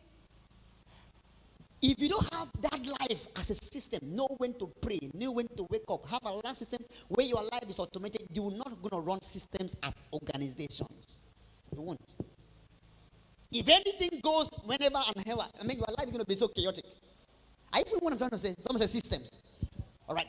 Problems, number 3, are neutral. Problems is neither good nor bad. Perception does what? Defines it. Perception defines a problem, whether it's good or bad. How you see it. Number 4, problems are dynamic. Yesterday's solutions may not fit today's realities. So problems keep changing. I told you we have a new problem. We have more fuel. Is that true? And then the distance between my house and here is further. That means I need to prepare more. For Pastor Faith, God has helped her. We are now closer to her. So she now, her time is shorter. Am I correct? She spends less. So she does not miss church. If she does miss church, she's not. She is going to church somewhere else or there's a problem. But she cannot miss church. Her commitment has improved. Marginally. Her timeliness has also improved. She barely has been here late. I'm trying to show you how it works. The problems are dynamic. Problems are also hierarchical. That means there is something about hierarchy. The problems I have as a pastor, you don't have it. You know, I did not know until I became head pastor. Oh, Jesus. You don't know. I'm hoping that one day I will just travel and give this church to Pastor David for 3 months. And I'll be in the UK. She'll be calling me, Pastor, I don't have money. I said, generate it. Because we don't generate money. This is the thing that we do. We don't do because we have money. We do it because we generate the money. Are you following what I'm trying to say? So there's a hierarchy. What I see as a pastor. Many times people come to raise matters to me. They don't know what I see. Sometimes, like I had somebody came to me on Sunday, said, Pastor this, Pastor this, Pastor this. I said, calm down. I said, Pastor, no, I won't take it. I said, calm down. So I said, okay, come. I opened my phone and showed her what was said. She knelt down. Pastor, I'm sorry. I said, because I'm not shouting to tell me I don't know more than you. There's a side that I see that you don't see. But because of where I am, I must see. Sometimes before I speak with faith, I've spoken to Nebong, spoken to Vito. So when I'm asking you, you might think that your own answer is perfectly the only thing that is correct. But you have no idea how many sites I have seen. I judge not from your standpoint, but from my standpoint, which has to be where I am as a leader. Are you following me?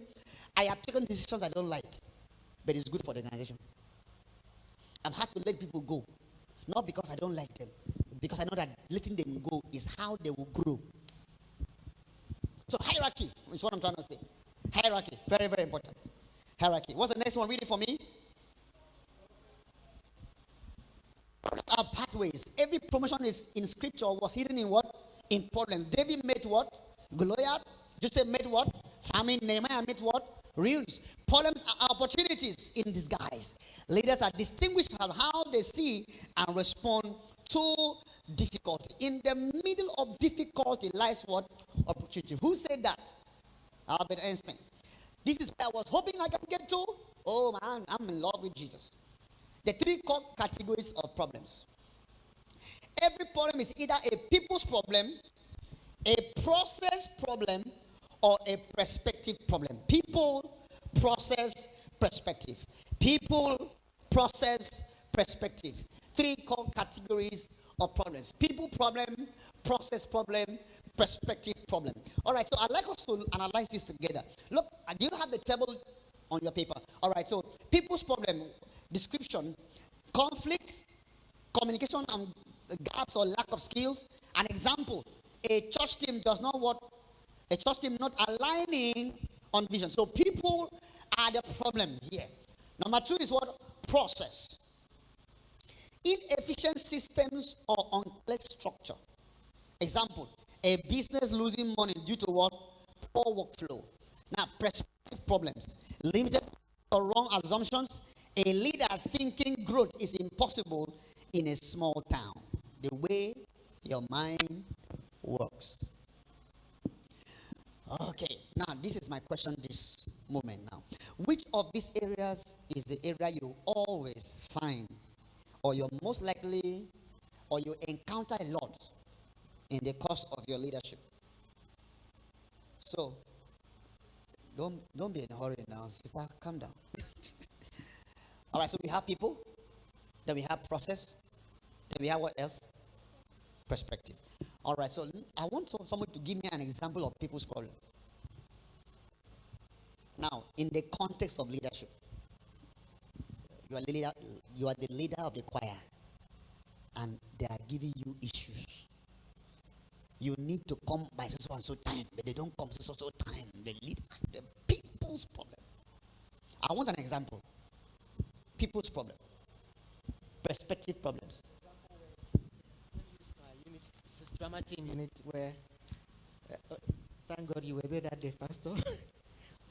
I came out for drama results and nobody came out. So you can imagine that I even called, and some people did not pick my calls. They were scared of picking up just to give an excuse. So that was more or less a problem. It's always a common problem that later on they now said, oh, sorry, I could not make it, transport money, distance, and all that. So they give those excuses afterwards. So you need to now organize a crash rehearsal, emergency rehearsals. And most times the administration we have on stage here in church is always by the grace of God, because sometimes it's always emergency. Now, this is where my head is thinking. Somewhere in this note, I'm going to ask the same question. Is that really a people's problem? I want all of us to talk. Is it really a people's problem?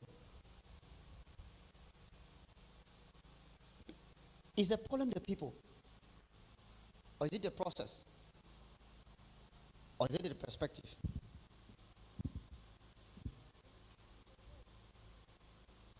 Both what? People and perspective. Good. How about you? People.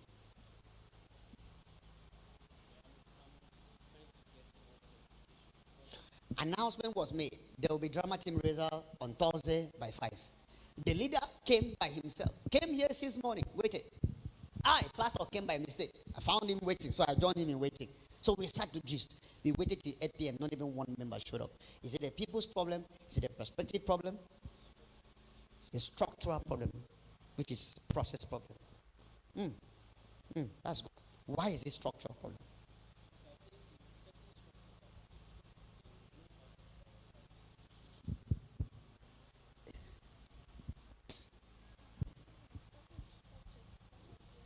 Yes.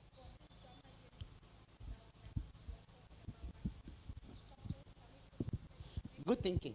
Good question. That's a very good question. Please. You understand what I'm saying? I like what she's asking, because I agree we can think structure. I've been there before. Many times I've asked myself, I'm asking myself now, what structure should I have put for my own leaders in this church to come? So, on the leadership team, that group, WhatsApp message, I think we are almost 20. And I don't have up to 5 or up to 7. I don't have up to 50% of the response from my leadership team. What structure should be there? The governor was talking about structure. What structure? I agree with you, because I know what in my head now, but I'm really asking myself, what structure?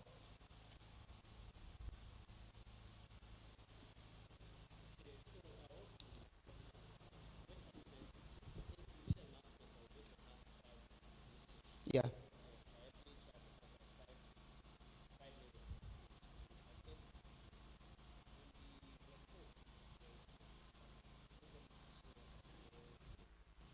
That is exactly, is it that apathy you just discovered? It's exactly how everybody feels in many things, in several other things. So I'm happy that it has, God bless you for that question, because it's very important. How do we create a system? Let me say something. When I began church, I was in between two opinions. Should I create a militarized system where this church runs like a military zone, where everything is done on time? If you don't do it, we cut you off. I would have. I really felt I should be, because where I'm coming from, this is how things, this lackadaisical attitude is what I used to see a lot. So I told myself, when I began Union Church, it to be military, but it was also pastoral. Because as a pastor, your heart is with people. So you now discover that the people are now tilting more on this side, where there's a lot of, so we come on Sunday, everybody, this is our church. But it's difficult to get things done. Do you get my point? So now, I agree it's a structural problem because if we know, I agree in my head, it's culture. That is our problem. That problem in drama team is culture.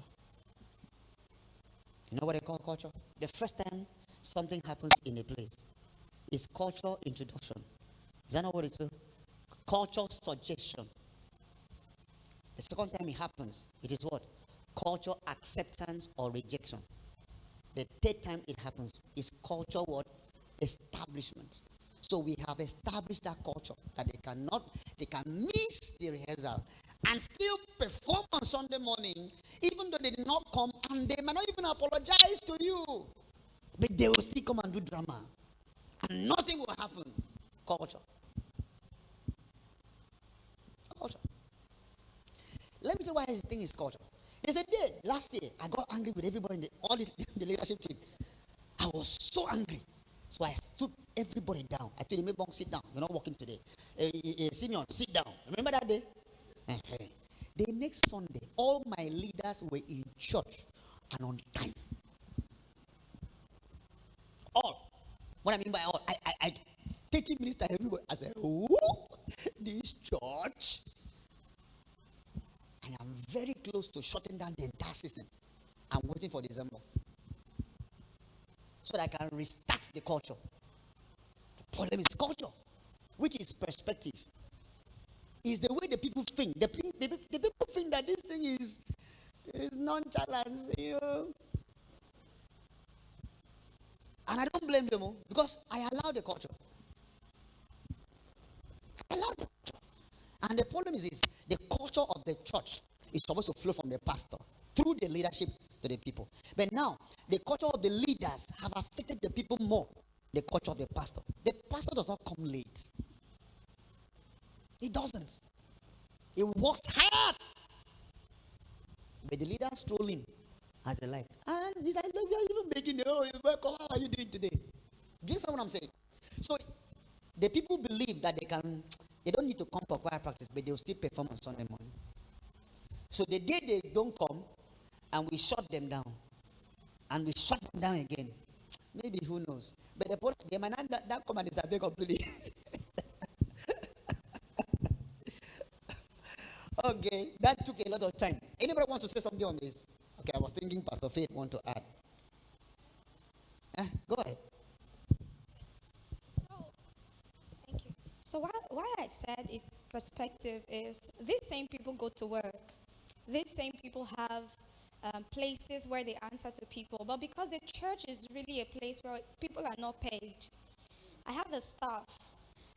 And my staff there does not come late for any reason because she knows I don't take it. It's like the children that I teach. I notice that when other contract people come, they misbehave. But once I enter the class, everybody just finds alignment. And I think, except the fact that it's coming from me, I also think is what is important to a person is where the person will put his treasures. If I know that church is important to me, I wouldn't want someone to come and always tell me, why aren't you coming late? Like my choir people, we give several excuses. One person will go to burial. She likes to go to for burials. But every time she's going for burials, and she knows that whether she comes or not, nothing happens. Some other person, so we just find excuses. So I think apart from the people's problem, is a perspective problem. But perspective is also people. Structure is also people. So it's a people problem. Thank you. See, your ability to analyze the problem. The other part is about analysis. How you can analyze the problem and identify what really, you know what she just did now. She's dancing around the problem. We are all dancing around it. We've not really found the real thing yet. Don't worry. We'll use this example. Why members of the drama team don't come for drama rehearsal and still act on Sunday morning. We'll use it as an example for the leadership class. Let's welcome David. Have I reached your place? Okay, I think I'm going to skip that part. So, your part is what? You are coming up, Abi? Okay, so let me fill my own space before David comes. Why leaders must be problem solvers. Are we there? If you're not there, raise your hand. If you are there, say amen. Okay. Those who are coming now, you are already 2 hours late. Problems reveal purpose. Have you seen where I'm reading? Have you seen where I'm reading? Nobody's answering me. Okay, good. Moses' calling was revealed through Israel's oppression. So now, those people's problems is your calling. Say with me, their problems is my calling. So remember, the reason why they have that problem is like God called you. Do we agree? Say with me, I am called to solve their problems. That's why God called you.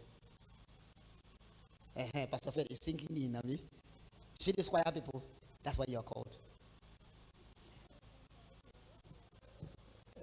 That's why you are called. Whether God called you or pastor called you, you are called. The reason why those people are behaving like this is why you are called. Don't get angry. Stay there with them. That's why you are called. You need to understand this. Because we as leaders can't keep thinking that can go. No, we need to know that this is the reason why we are born. Now, number 2, problems shape what? Competence. Have you seen what I'm reading? All right. David's courage and skill do what? Grew through what? Confronting Goliath. Challenges refine leadership ability and build credibility. What should be right there? Credibility. Build credibility. Have we exhausted our paper, our material? And there's somebody at the back. Please give him one. All right. Number 3. Problems create what? Opportunity. Read for me, everybody. Panic. Leaders perceive divine assignment. Great innovations and ministries often begin with crisis. So the crisis in the choir is why God called you. Your leadership ability there is what makes you a leader. So don't run from it. That they don't come on time means that God called you. In fact, may God give you members that don't come on time. So you now know that you are called. Number 4, problems expose leadership gaps. Is that true? Is that true? They expose the gap. They reveal weaknesses in systems, teams, or processes. What you learn from the gap becomes your own new growth age. All right. All right. So David, the time starts now. Let's clap for David as he texts.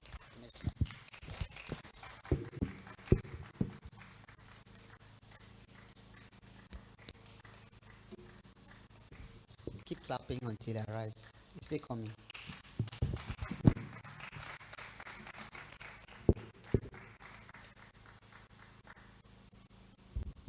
Okay, hello everybody. Good afternoon. Thank you very much for the opportunity to be here. Very quickly, I'm going to be taking the critical thinking framework, and dare I say, every time I have the opportunity to do things like this, I always make a note to say it is not because I am the most critical thinker.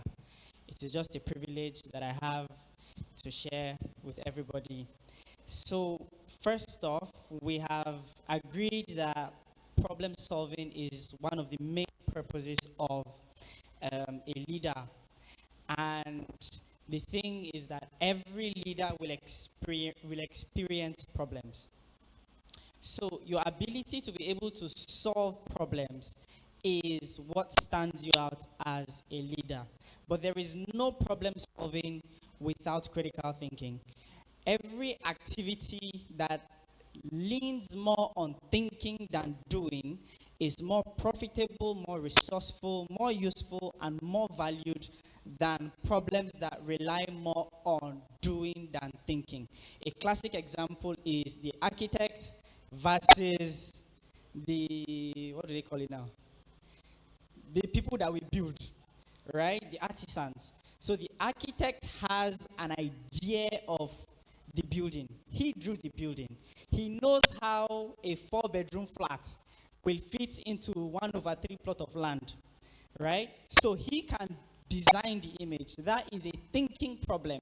So because it is a thinking problem, he will likely get a higher pay than the people who are doing the work. Does that make sense? Let's take another classic example. The military officer versus the soldier. You know, there are two different people. The military officer will give orders. the soldiers will fight.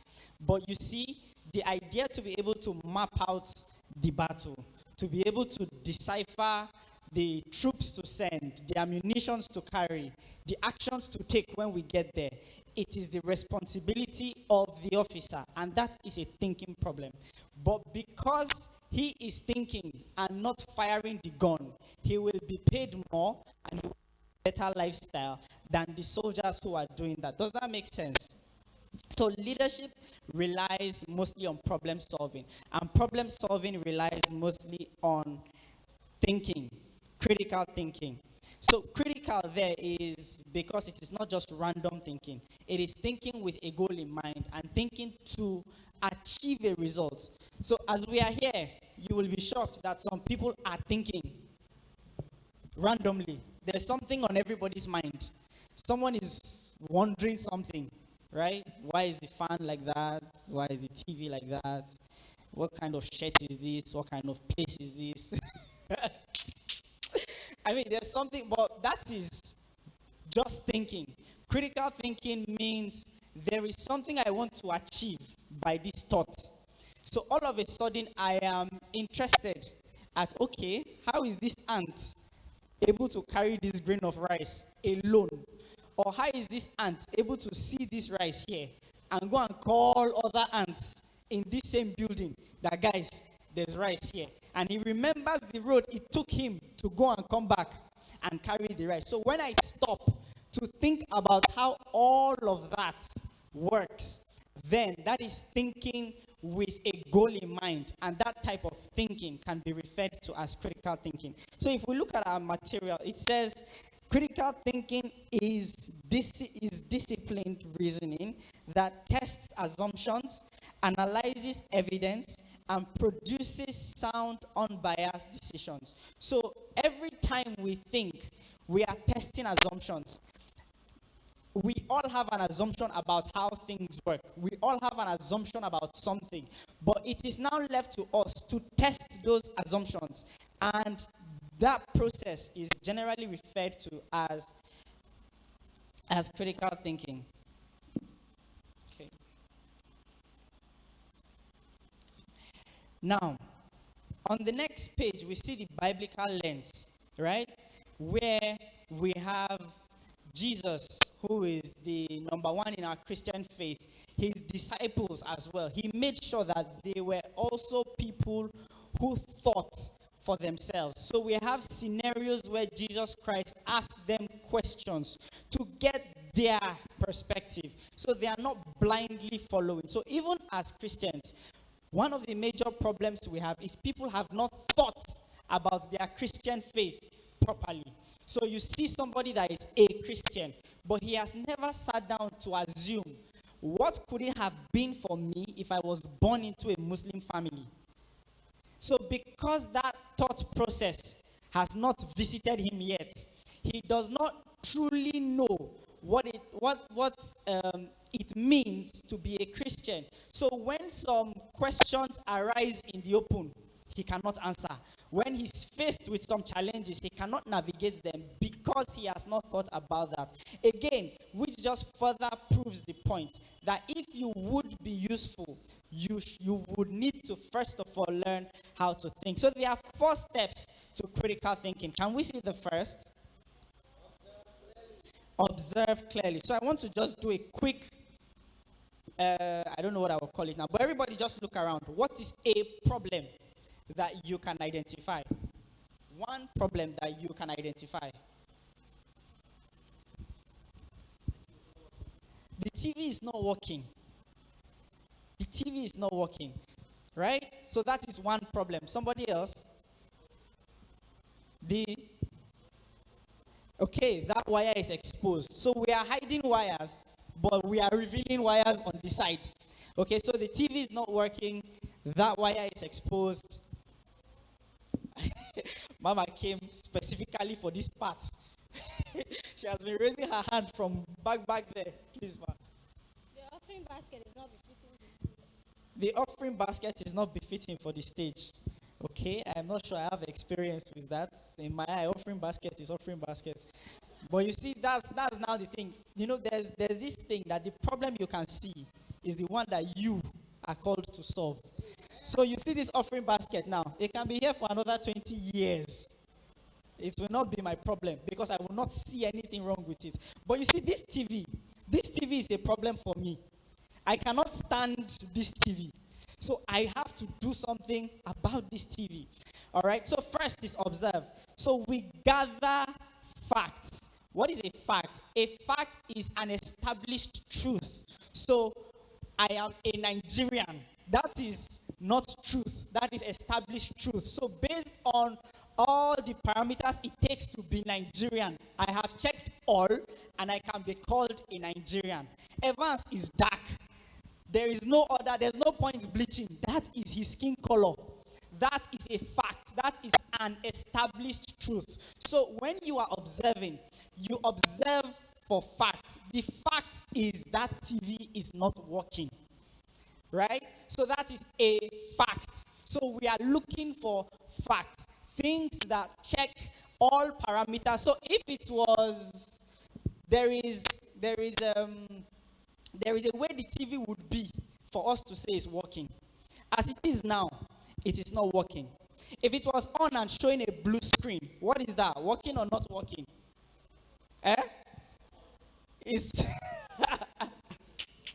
it is also not working, right? Because the fact is that for us to say that the TV is working, it has to show what we are projecting from behind, and it has to be steady. So that same first day of the conference, the TV was on and working, but after a few seconds, it will go off. So in that same scenario as well, we say it is not working. That is a fact. The fact is that for us to say it is working, it has to be on, stable, and projecting stuff from behind. When we switch, it switches. So anything outside of that points to the fact that it is not working. The next is what? Okay, so the next is what? Question deeply. Now, there is this thing with questions. So if you teach, right, there's how, I've forgotten how they call it, but there's how they call questions. They say it's a tool for assessment or something like that. To know where your children are, you ask them questions. And this is not the anti-me. You ask them questions that require them to calm down and think of the answer. So even in problem solving, there are different strategies to asking questions. So for example, we have the 5 whys. So when you are asking, why is this TV not working? You need to follow asking yourself that question 5 times. So you say, why is the TV not working? You come up with an answer. Then you say, why is your answer? Then you come up with another answer. Then why is that answer? Then you come up with another answer. And the reason is because when we question deeply, we are asking why and what if until the root is found. If I were you, I'll put root and put cause in brackets. So until the root cause is found. So when we go through the 5 why routes, we are going deep into the why to find out the root cause. So there is a cause for the problem. But sometimes when you solve the cause for the problem, you still have to solve the problem again and again and again, wasting time and resources, and overall it becomes ineffective. So when you solve problems at the root cause, you solve them once and you solve them saving time and saving resources. So let's take back the drama leaders example, or let's say this meeting's example. Let us try to find the root cause for why people are not here today. So what could be a reason why somebody should not have turned up here today, even though the person is a leader in church, or is a leader at work, or is planning to be a leader in life?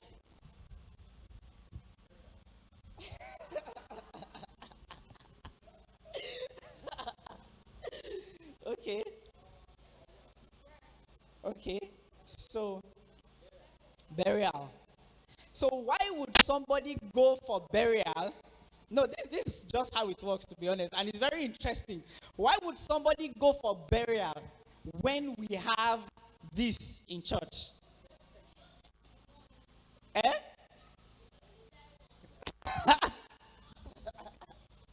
This is not going the way it's supposed to go. Because, of course, the next question will be, why do people only die once? Eh? Okay, but priority. Okay, so why is this of little or of less priority than a burial? Ah, Pastor. It's like Pastor has really.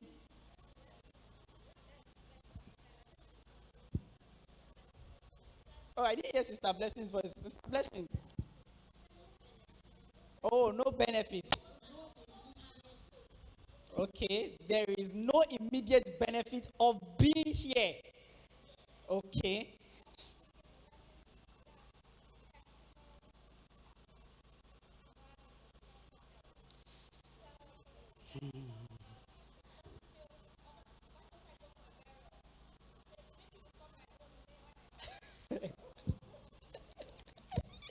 Is that an achievement? You'll not even be there to know. Okay, so how do we frame that? That's what why number 3.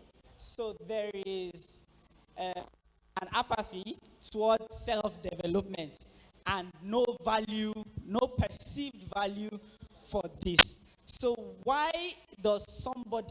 have, why does a member of our church have a low, how do we put it again? Why does a member of our church has a low perception of themselves? And why is it that they cannot see the benefit of attending something like this? Vision. I don't understand. Please put in a sentence.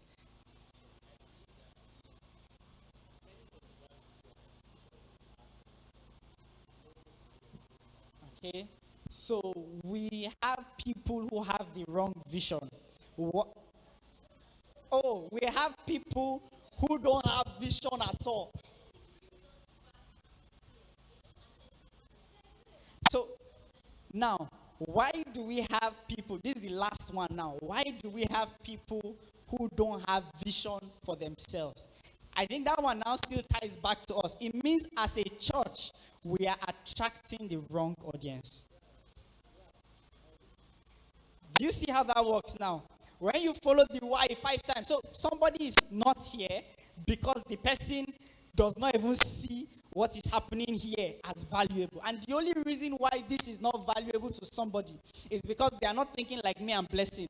They are not thinking, in the next 3 years, I should be commissioner, I should be governor, I should be this, I should be that. If they go for burial today and they eat rice today, they are satisfied for today.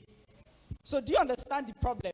So we are simply this few in number today because we have the wrong audience of people in this church. Oh, Mr. Kindness, please. Now we come back. So actually, that is exactly how it is done. So we have a problem. And then we start following whys. So we have the one why that led us to wrong people. Then let's take Mr. Kindness's why. The message was not properly shared. Are you serious?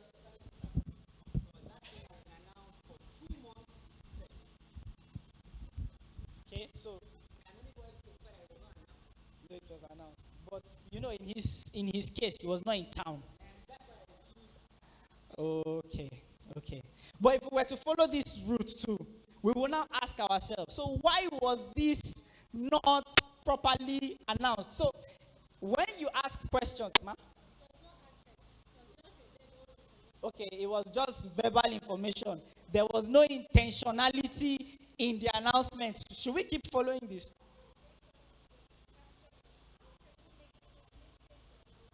Now, okay, let's take it in bits. The first thing is it was not properly announced. So we don't want to solve a problem till at least we get to 5. Some people go crazy. They get to 7, 8, 9. But the rule is till we get to 5, we are not looking for solutions for anything. So let's start with the announcement. It was not properly announced. Why was it not properly announced? Okay.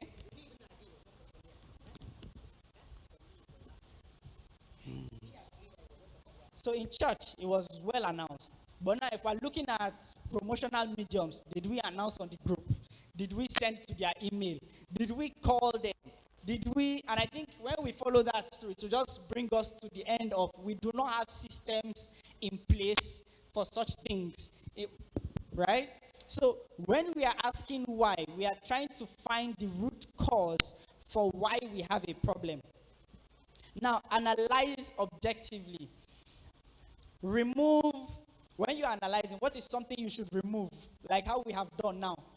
Sentiment or bias and emotion. Use data, logic, and scripture.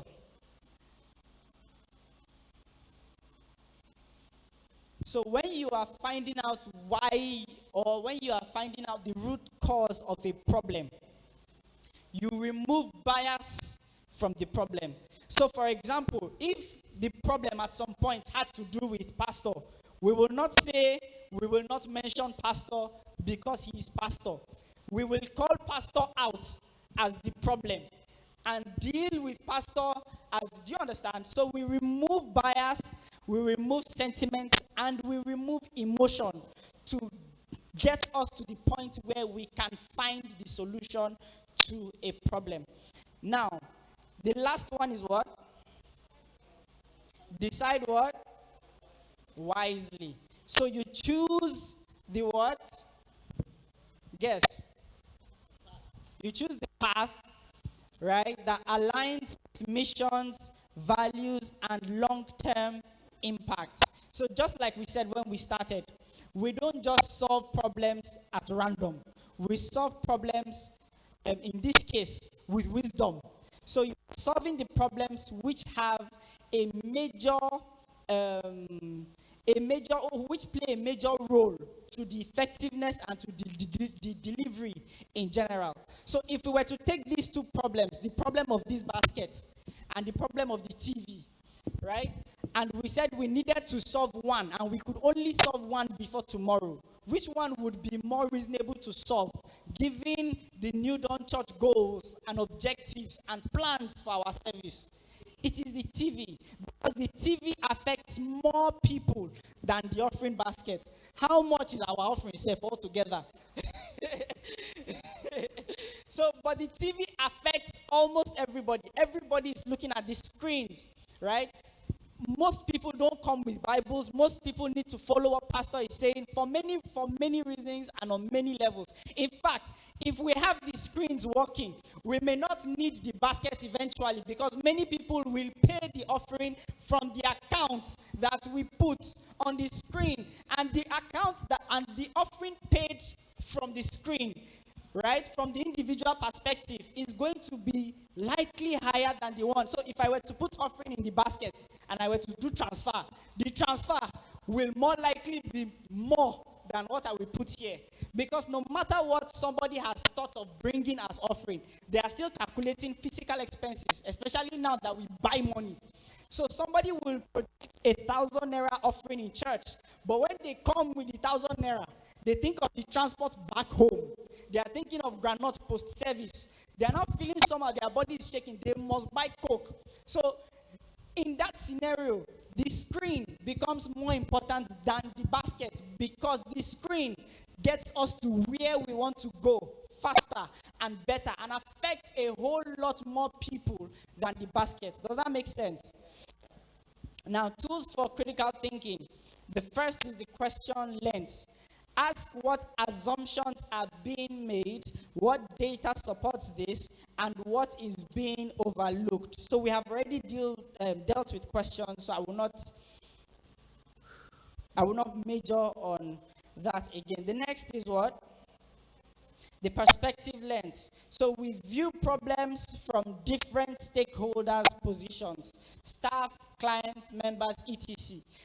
These two problems that we have just analyzed now. We have looked at it from the perspective of the people in church, and we have looked at it from the perspective of us, the leadership, right? What we want and what the people want. Or if we were to do a poll on pastors, decide which is more important. Leaders, decide which is more important. Members, decide which is more important. And children, decide which is more important. We will see that more importance will be given to this than this, because many people feel the same way. So when we are looking at a problem, we are not looking at a problem as it affects us. We look at the problem as it affects everybody, every stakeholder. A stakeholder is everybody who has something to do, as little as it may be. This person has something to do or is going to be affected by the decisions we make in the long or short term. So every stakeholder is to be considered. The next is the time lens. So we ask, will this problem we are solving, will it matter in a few years? Will it matter in a few weeks? Will it matter in a few months? So it helps you decide on what method or on what solutions you eventually decide to take on when solving a problem. So if you were to buy a mic or rent a mic, will this microphone problem still be a problem by next year? It will help you decide on which step or on which solution is better, looking at the time lens. So the time lens gives you perspective, and that is the major difference between God and man. God has seen the video play out, but you are making decisions from now. So God can say something like, there's nothing new under the sun, because everything is made from something. When the Bible said there was nothing new under the sun, they didn't have God, they didn't have this. But God saw that when you hit glass, when you hit sand, you can make glass. So because he can see things through time, he can say and he can make decisions based on what he has seen over time. And the last is the system lens. So we look at interconnected causes, not isolated events. So one broken process can trigger multiple visible problems. So this problem we are solving, we analyze it from the perspective of, just like we had mentioned earlier, the number of things that are affected when we ignore or neglect or solve this problem. If we don't solve this problem, what other things are bound to suffer? What other things are going to be left aside if we do not solve this particular problem?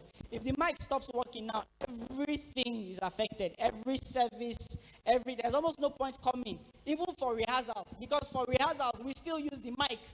So there is almost no point coming. So the mic, when we have a problem with the mic, it is supposed to be treated as priority, because we will use it on Sunday, on Thursday, on Saturday. We will always use the mic, so the mic is priority. If the extension where we charge our phone spoil now, it is not priority now, because we don't have to charge now. If we don't charge here, all of us can charge somewhere else. So it is not, if it sparks now, we'll just pull it out and push it aside. When we have time later, someday, today, tomorrow, sometime during the week, we will now look for how to solve it. Because in the grand scheme of things, yes, it affects our people, but it does not affect our core for being here. People don't come here to charge phone. It's an add-on. So because they are here, they are like, okay, well, there's extension there. Let me just charge. So if it is not working, it is not something that should take all our energy, all our attention, and all our resources, because it is not priority. Thank you so much. I'm like 10 minutes late, but I apologize. That was your exams. Has it passed? All right. So thank you. Thank you so much. Okay, two analysis. When we got to church, there's a generator outside that is talking. I gave a rule that anyone that puts on the gen must tie the wire to the gen twice before you connect the wire to the gen. There's a handle you need to tie. So we said, okay, Whenever the journey started, procedure number one, do what? Tie the wire. 3 Sundays ago, the power tripped 4 times. Every time somebody passed, in their excitement, they would kick the wire and the power would trip. I was here. I knew what was the problem that I could not leave. So I told Moses, you should have been the one to on the gen because you know the procedure. So the people that put on the gen don't know that procedure. Now, for coming late, go and fix it. So he went and put back the wire and did not tie it. Somebody else also passed again. So 4 good times they had the same problem. Now, the next day we came, there's a circuit breaker that blew. And that circuit breaker cost about 20,000 naira. But I bought one. Somebody now come and sold one to us that this one is better. So I now asked him, should we buy it? We bought it. And then that one now is the one that spoiled. So from Saturday to Sunday, we didn't have power. So we now had to construct something to put. I'm trying to show you problem solving and how to analyze an issue. Most of the time, the problem is tied to people who are supposed to. If you're going to have systems, systems run on people. Is that true? Or systems run by themselves? Do they run by themselves? They run on people. So when we say the announcement is made, how is the announcement made? I was in David's meeting, not David, the health conference. Am I correct? Medical conference. And I saw a lot of people, young people. They were probably more than maybe like 100 or 200, 400 and something. I mean, I was so excited at the mobilization. So I asked questions. Oh, members of the School of Nursing from Ekit. They had a boss, so they came. And you see a lot of people. And now I asked myself, so how did they mobilize? But they had a lot of students, young people. So I thought to myself that we will need to take this training out of this church. Are you following me? Because if the people don't have vision, something you said, they don't see themselves as commissioners. I don't know who said it. They don't see themselves as commissioners and people who will become great tomorrow.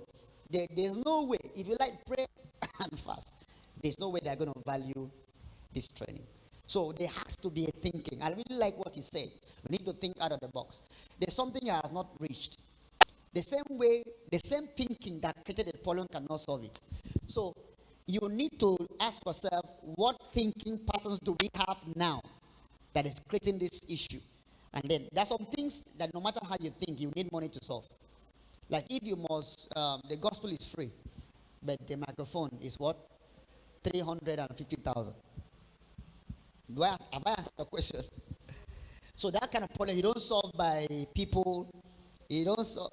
Okay, but it is still people. When he said something about the TV, you know what came to my mind? God's way of solving that problem is probably to send a new member to church. He will bring someone to church who really loves media and wants to really see the scripture they cannot see. And the person will say, Pastor, how can I solve it? I'll go and buy TV and bring it. At the arrival of the TV, the problem has been solved. So that's how God solves his own problem. God sends people. The moment Joshua Marley, who can remember him? He traveled on a Tuesday. By Friday, Pastor David came to see me in my office. And we started talking, wanted my mentorship, wanted us to be close. And I knew Pastor David is God's replacement of Joshua Marley. What God does is send people. David has become so resourceful. In fact, he has become the entire media of this church. He's not the leader. Do you know what I'm saying? That what God does, he sends people. But you see, we need to keep thinking. I really love the things that we shared. Let's move on to the next one. 5 steps, the 5-step problem solving process. Have you seen it? What's step number 1? All right, so do you have a part you can write on your book? I wish we had created a space for you to write. You need to define your problem. And in defining the problem, focus more on the team you lead or the place of your influence. The team you lead or the place of your influence. Like in the choir, blessing is in the choir, blessing is in the finance team, blessing is she's going to be part of the singles ministry soon for young ladies that we are thinking. All right, you are in the tribe, so your tribe is where you lead. You also, so identify the problem first. Do you know that even identify the problem is thinking? You have to think about it. And I'm going to show you in identifying that problem that sometimes we are wrong at the point of identifying the problem. Sometimes what we see is symptoms, not the root. So let's start by doing that. Use the 5 whys, which is what David has already done. Use the 5 whys method repeatedly to expose the real issue beneath the surface. Now, the principle is this: treating symptoms without identifying root causes leads to reoccurrence. Effective problem solving requires adaptive leadership. All right? Illustration: a book suffering from low retention found that the real issue was poor onboarding, not marketing.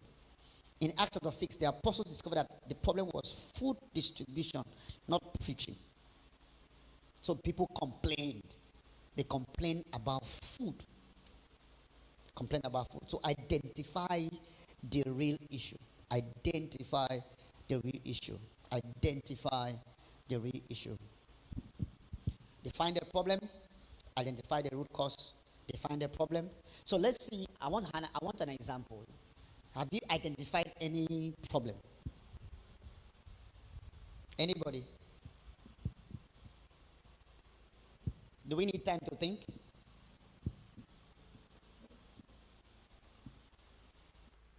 If you're a pastor like me, you are thinking of the entire church. I've identified that the walls need to be painted.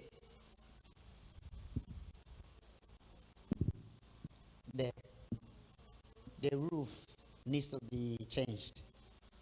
Don't tell me your problems I need money to solve. Tell me your problems I need people to solve. All right. Have you identified the problem? Identify it, because we are going to use it. I'd like to see Pastor Faith's list. You don't have any problem.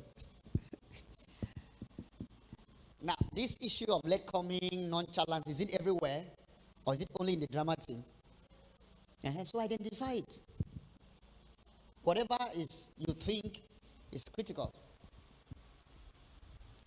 Step number 3, generate possible solutions. Step number 3, do what? Generate possible solutions. What's the action you should take? Encourage, have you seen where I'm reading? Encourage brainstorming without judgment. Involve your team and seek counsel.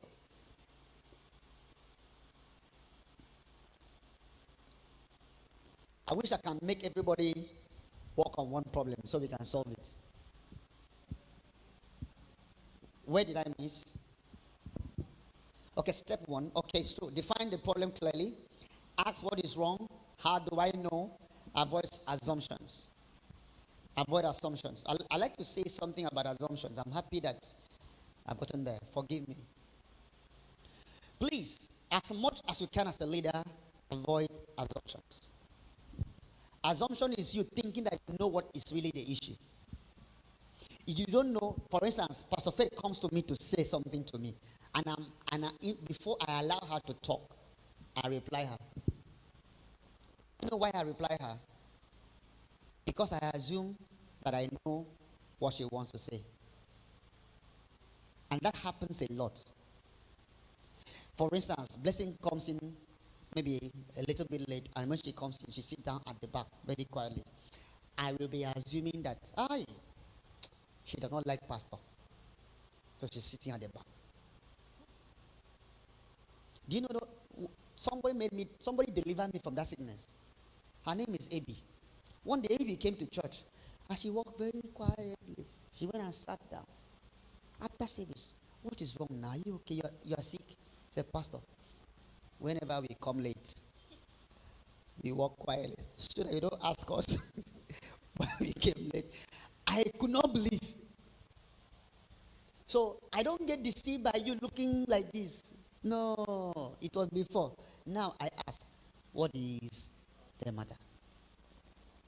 Especially women whose faces can deceive you a lot. Ask questions. Don't assume. Do you know that it is said that in leadership, assumption is the lowest level of intelligence? Don't live your life based. Don't assume wise people are doing what they are doing until you ask. Why I mentioned burial? I've had 2 requests for burials today. I mean, just before I came here, I just said, Pastor, I'm sorry, I won't come today because I'm attending a burial. Before I sat down, Pastor, I'm sorry. So I asked myself, burial is the new move of the Spirit in this place. So, don't assume. Ask. My intention is to ask Stephen, where are you? What happened? Ask Pastor Kuyik, where are you? What happened? Do you understand what I'm saying? So that I don't assume whatever. Ask, don't assume. A problem well defined is a problem half solved. Clarity comes before strategy. What comes before strategy? Clarity. Now look at the example there. And I'd like everybody, please read for me that example. 1, 2, and read.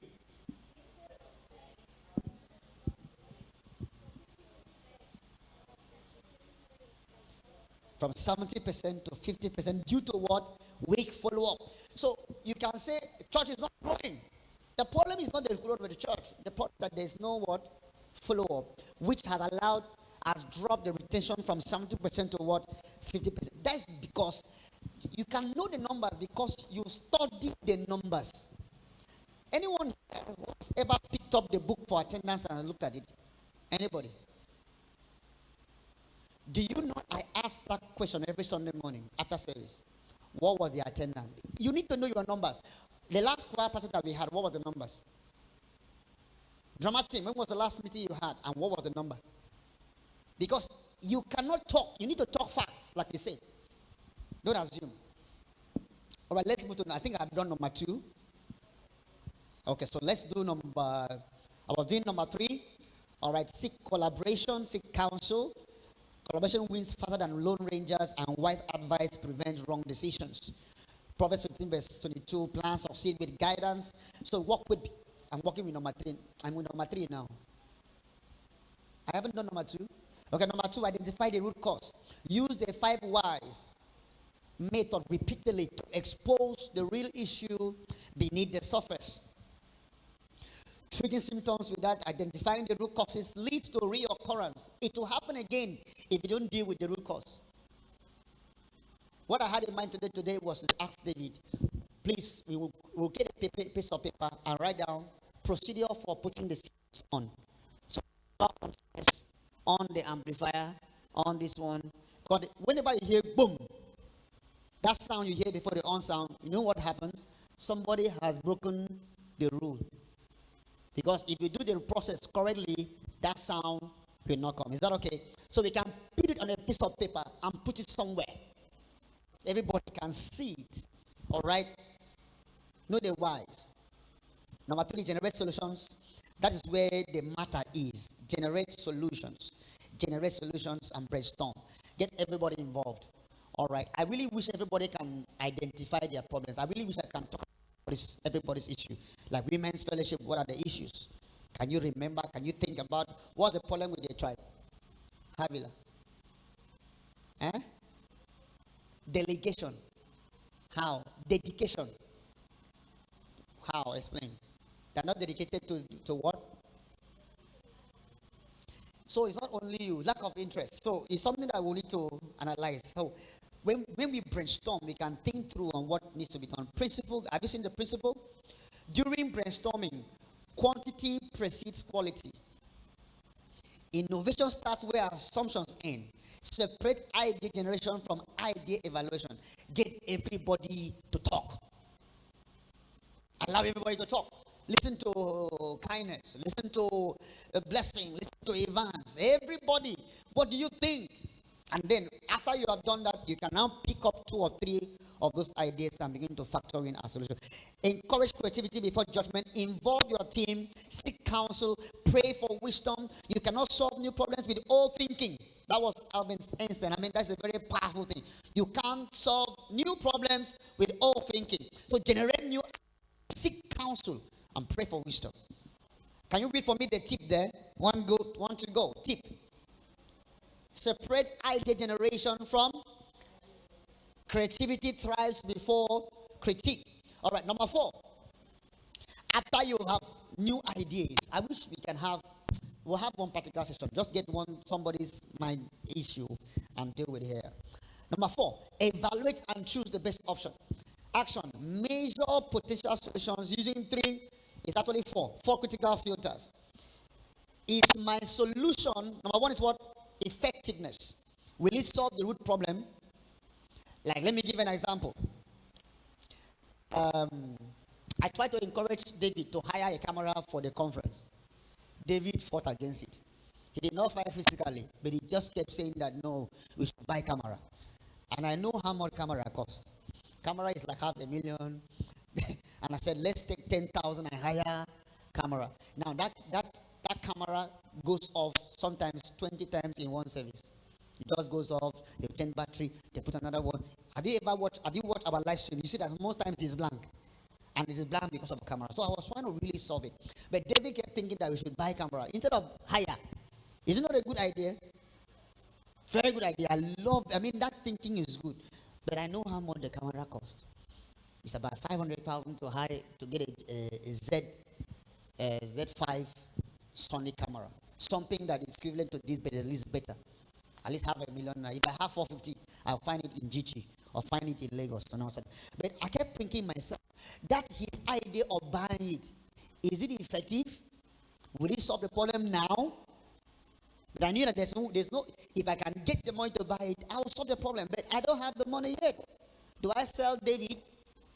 I was not looking for who to buy him. And nobody was ready to buy him because I don't know his current value. Do you understand what I'm saying? How do we do that? So I thought, okay, let's hire.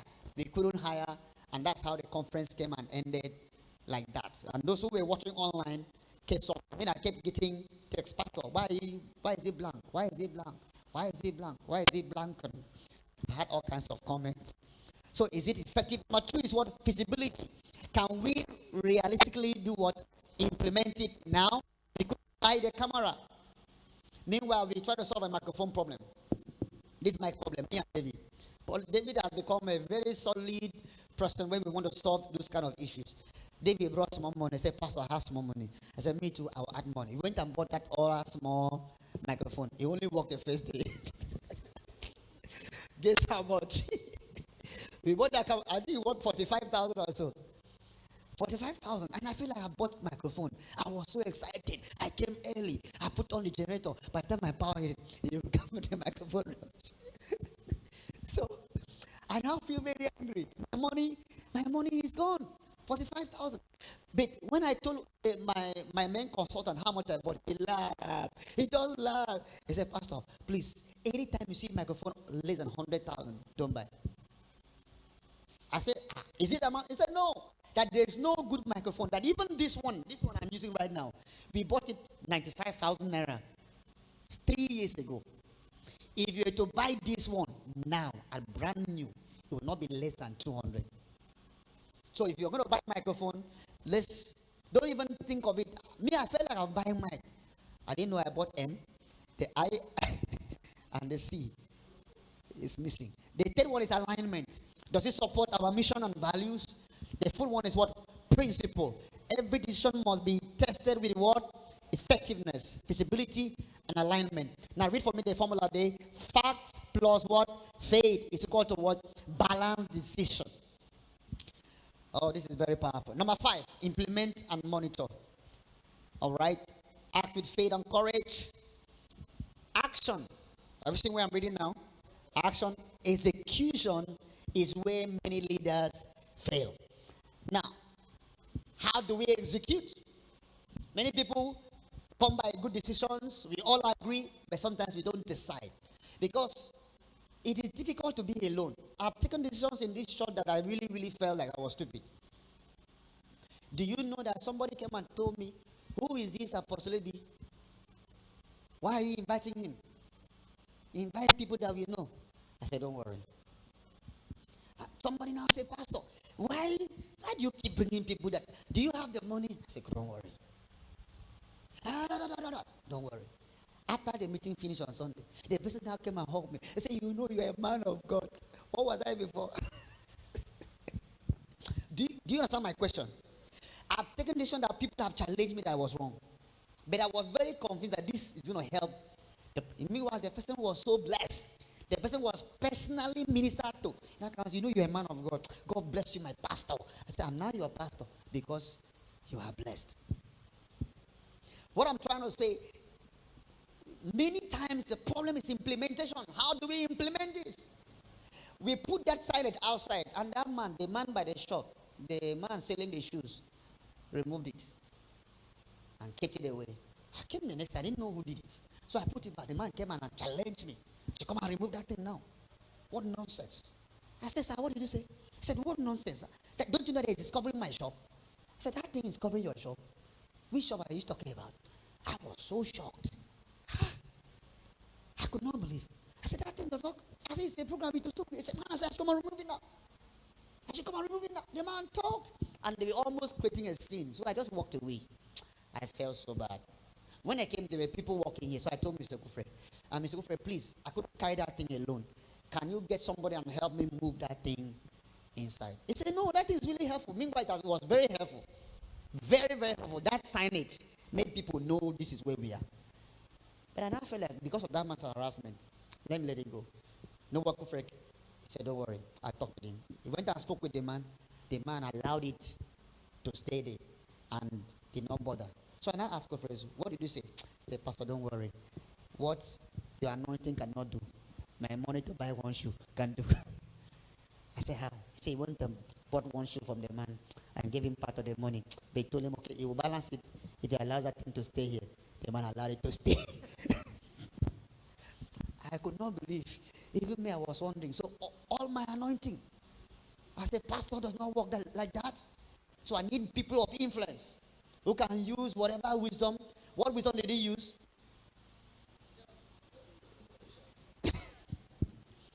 Now, we've had so much fight here. We've had that kind of fighting. I mean, the first one we hung here, the people here removed it and dumped it. They put another one, they removed it and dumped it. So I understand. How did that solve the problem here? I invited Dr. Kafia here. So he came, walked inside here. He was shouting, Jesus, this place is big. How did you get it? This is good.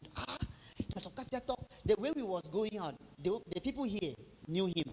So, Pastor Kafia, what are you doing here? Say you, what are you doing here too? So they exchanged places. We went inside that shop. I've never entered before. We went inside, we laughed. They bought us drink.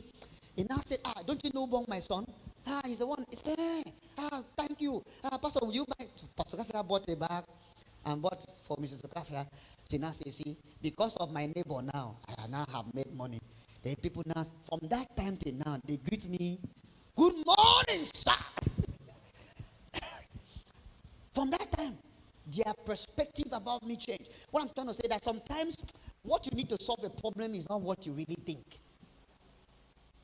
Now, I feel like meanwhile with this other man, when I came here, I became his friend. Went to the shop, priced a shoe twice. We connected.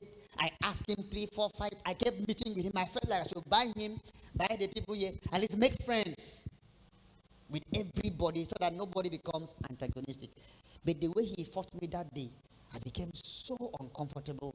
And I now knew that's how the people here are. So you need to know how to implement. The problem always, most times, is at the point of implementation. Number 5, mindsets that strengthen problem solving. I've reached where I'm hoping I get into. Good mindset. All right. Believe problems can be solved and systems can improve. What should you do? Believe that problems can be what? Solved. What should you write down there? Solved. Everything is what? Figurative. Now, leaders think and talk about solutions. Followers think and talk about what? Problems.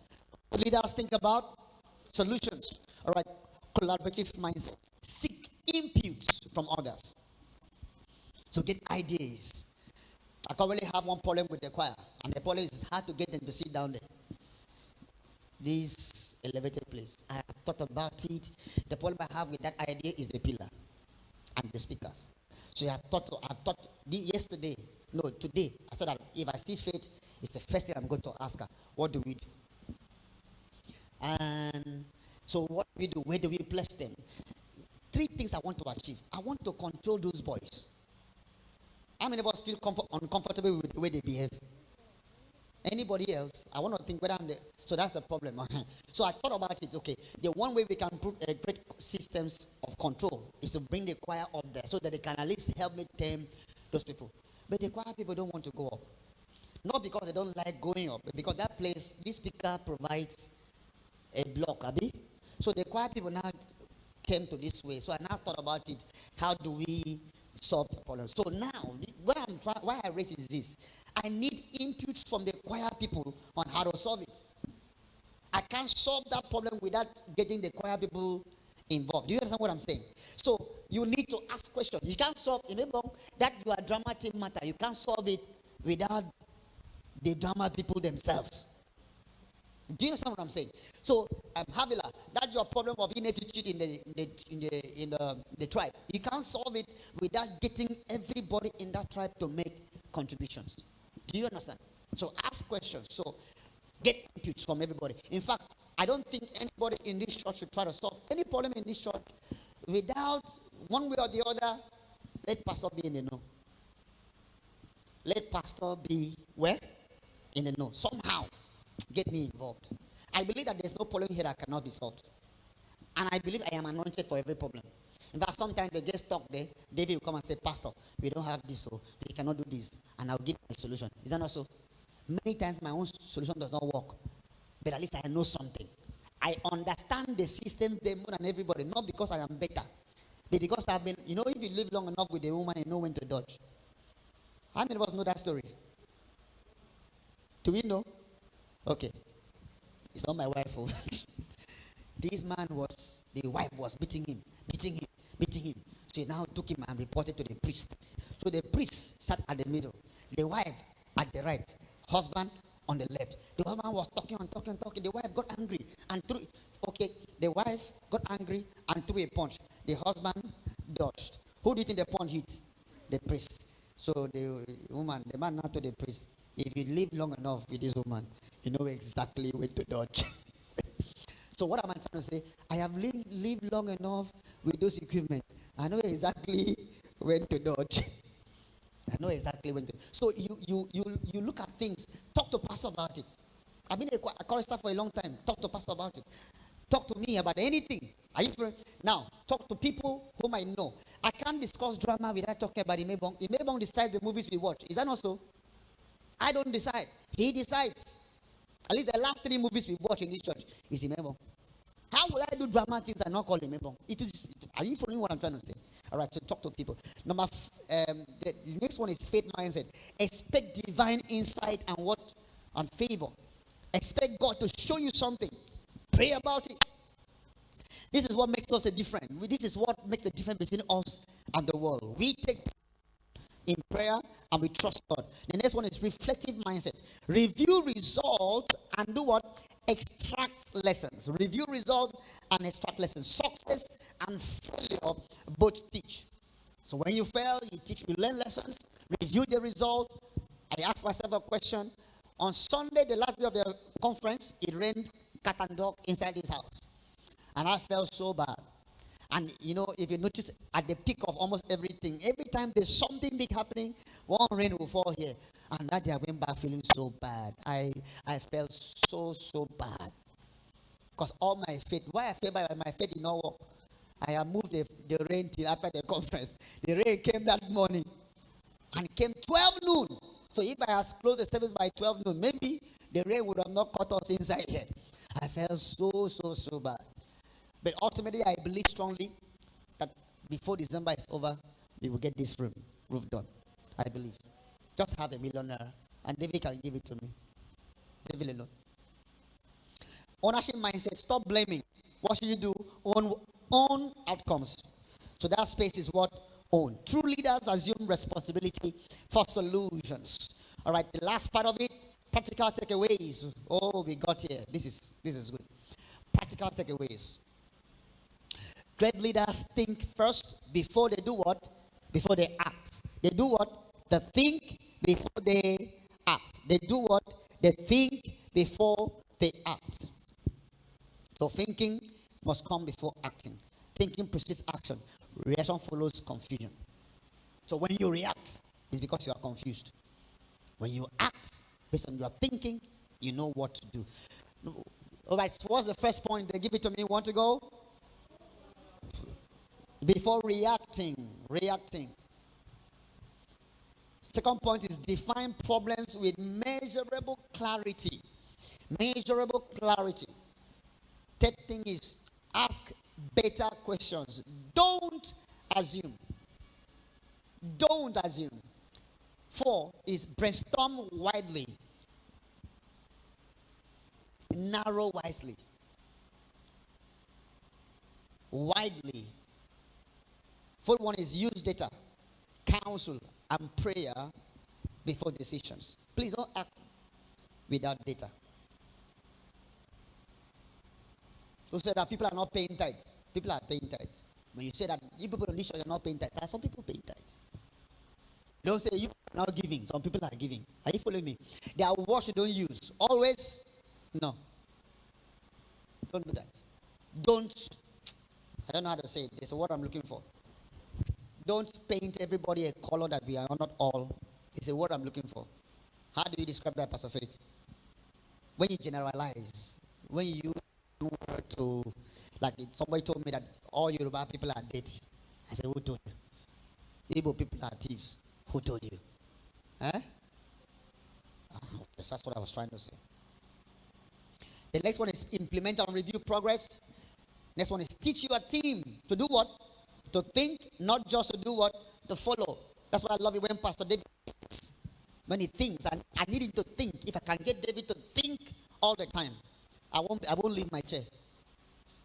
If I can get him to think all the time, if I can get him to analyze issues, his mind, he already has an AI mind. And so because he has an AI mind, he has AI blocks for everything. But you see, the AI thinks with you. Whatever you are doing, whatever software you are using, you have to get it is your thinking. So you have a problem, what do? Is it a mic problem? Is it a sound problem? Is it a device problem? Is it a wire problem? Like now, I walked here now. You didn't notice I came here. Do you know why I came here? This speaker is not working. That speaker is talking. Because I'm hearing sound from one side, I'm not hearing from this side. So I came here to confirm in my head now which wire has cut. Do you understand what I'm saying? That's how I'm thinking. Analyze it that way. The next one is teach your team to think. Then the last one is what? Build what? The problem solving what? Culture. As a matter of law and rule in this church, when there's a problem, before the next service, it must have long been solved. So if you had a problem on Sunday, it must be solved before Wednesday as a matter of rule. Is that okay? When is evangelism? When is follow-up? There have to be specific dates and time. Now, I remember one day I celebrate Mr. Evans for what he does. I mean, remarkable. He goes out by himself, comes back with 15 numbers in less than 1 hour. Brother, what did you do? What did you tell them? But failure of follow-up is because it is now resting on Evans. It has to be a system that goes beyond him. Are you following me? Evans is quite good with evangelism. He brings the souls. But maintenance of the soul requires several other people. So I now ask him, drop it on the people, let the leaders follow up, let the tribes follow up. Surprisingly, I don't think he has up to 5% response. Does he have? Do people call? That's my own personal evaluation. So now what do? That is a problem. We need to solve it. What do? Are you following what I'm trying to say? So, build a culture. Everybody solves the problem. Don't let problems linger for too long. As a leader, take responsibility and get it solved. This middle light has been bad. I don't know if anybody noticed it. Anybody notice it? This middle bulb. It's been bad for 2 weeks. I have it on my list of things I must solve before Sunday. But that solving requires Uncle, what's his name? Uncle Moses. That needs to climb and fix it. Because I'm not that tall. Now, my productivity crashed by over 70% when two of my staff left. When Kindness traveled and when, what's her name? Favor had a new job. My personal productivity crashed by more than 70%. And because of that, we have not done so many things. So many things are left pending. Somebody came to me last week. He wants a baby dedication, or he wants to do baby dedication, and he needs. So I asked him, he need a form. To get that form printed and delivered to him, I've taken me 2 weeks. Personal productivity has dropped for two people. Now, this is my thinking. If I have a culture where before somebody travels or leaves the system, you leave somebody behind, I will not always have to change people when they are migrating. All right? But what I'm thinking in my mind now is, then, before the next service, I remember that we used to have a day of maintenance. When was our day of maintenance? Tuesday? So on Tuesday, I will do word round. You know what they call word round? I'll carry Kindness. We'll go around the whole church. Me and him. This wire, it's a problem. Carry it. And because of me, this Kindness has gone to Ragba and them. He has gone to New State Market. He has gone to everywhere. And then the first time he went to go and buy wire, oh, Kindness almost killed me. The wire is 215. Kindness went there as a big man. They told him 7,000. He paid. And he called me and said, Pastor, I bought it. I said, how much? He said, 7,000. That he even priced it from 10,000. I said, brother, that wire is 1.5. Huh? You mean? He said, because of the way he appeared, the people think he has money. So they got to take money from him. Last night, Blessing told me that the drummer wants to buy drumsticks. And he wants to buy it for 4,000, Abi. She said 4,000. When I went to buy the microphone, that man was selling drumsticks for 1,000. So I bought one. I brought it to them. Somehow, between Sunday and Wednesday, the drumsticks, 3 sets of drumsticks disappeared from church. Until now, I can't explain who has them. So we need to buy a new one. So I am in between going to buy for 1,000 where I bought it, or giving this girl 4,000 to go and buy. How much did you send? 3. So my idea is give her 3,000. Let her go and buy. I see whatever is going to come out. Now, what I'm trying to say is this. You need to know how to solve problems. What do we do? How do we do? If I don't know, do you know that they have offered to sell me drumsticks for 15,000? Yes. My last drummer told me, Pastor, last price. And they were begging you. Said, Pastor, please, last price. Says last price, 15,000. Transport is 1,000. When I went to go and buy this mic, and I saw that man selling a heap of drumsticks for 1,000, I told him, but did you steal it? He said, no, sir, I'll sell it. I said, you stole the drumsticks? That my own drummer sells it for 15,000. He said, Pastor, they don't chop you. They don't chop you. So what am I trying to say? If you don't know that's the price, are you following me? Because I knew the microphone cables was 1.5. That young man almost finished my money. So you need to know things and know how to solve a problem. I don't know if, let's do 1 minute practical. Evans, what's the problem you wrote down? What's the problem you identified? Okay, somebody should give me one major issue so we can use the steps. Huh? Lateness where? Okay, yes. Good. So let's, problem identified. Lateness.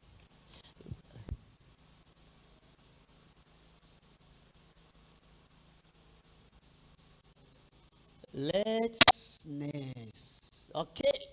So let's use the 5 whys. Why are they late?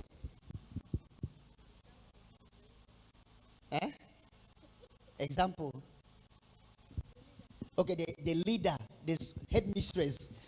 My God, this is good. Oh. So hallelujah. Let's give God praise. All right. So example of this lateness is headmistress. If the headmistress is late, then I can imagine what time the staff will be arriving. They will be coming by 9. Okay. But let's use the method. What's the method? The 5 whys. Why are people late? Why do people come late? Why do people come late to work? Huh? No punishment system. Wow. Is that a real why? Is it a reason? Okay, so let me write it down. Okay. No punishment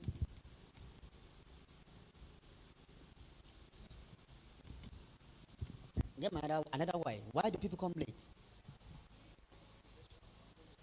Good. I like that. No motivation or less. I like that.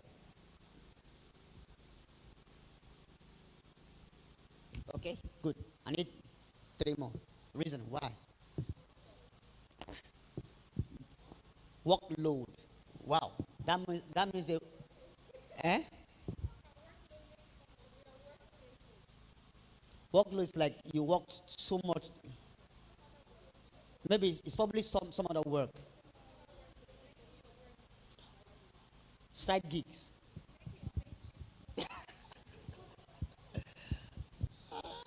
That is very important. Work. I like this process because it makes you think. Give me one more. Poor work culture. Good.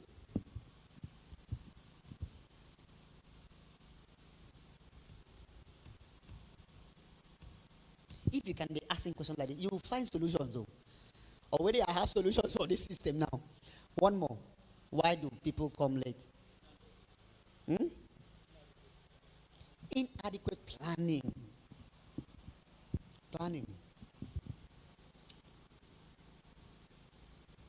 For okay, so now if I were to look at the second level of why from this, why are the people planning their life poorly? Why are they overloaded with work?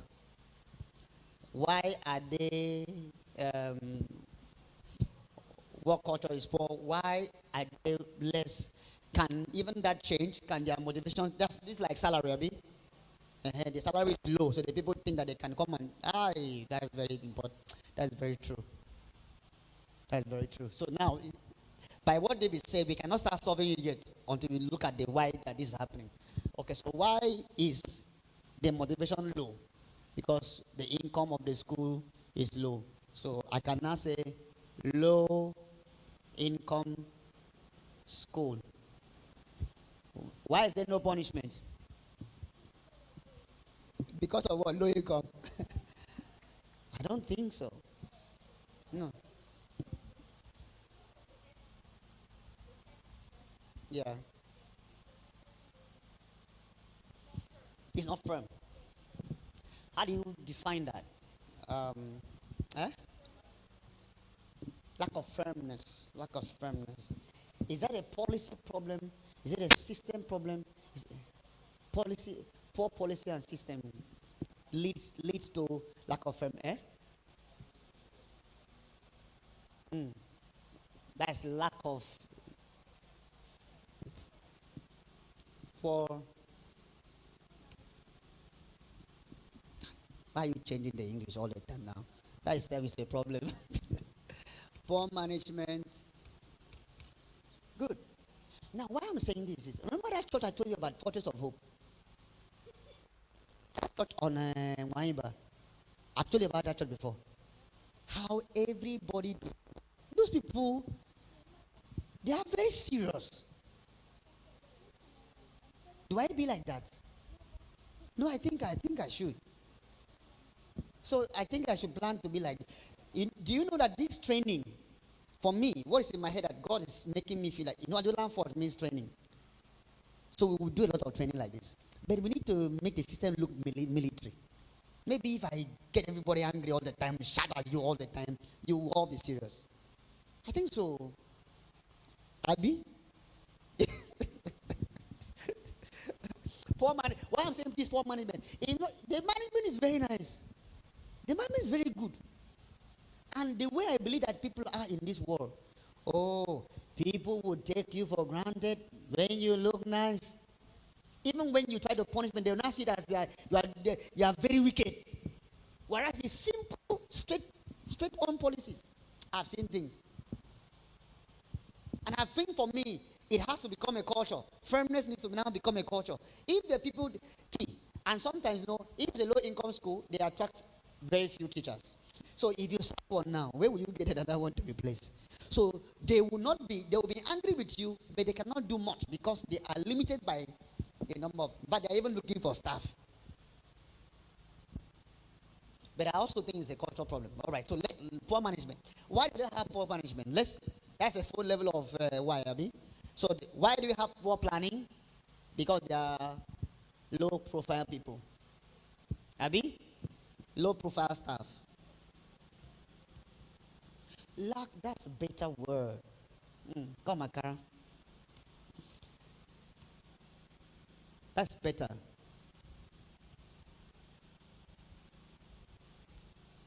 All right, lack of professionalism. Okay, so poor work culture is lack of training.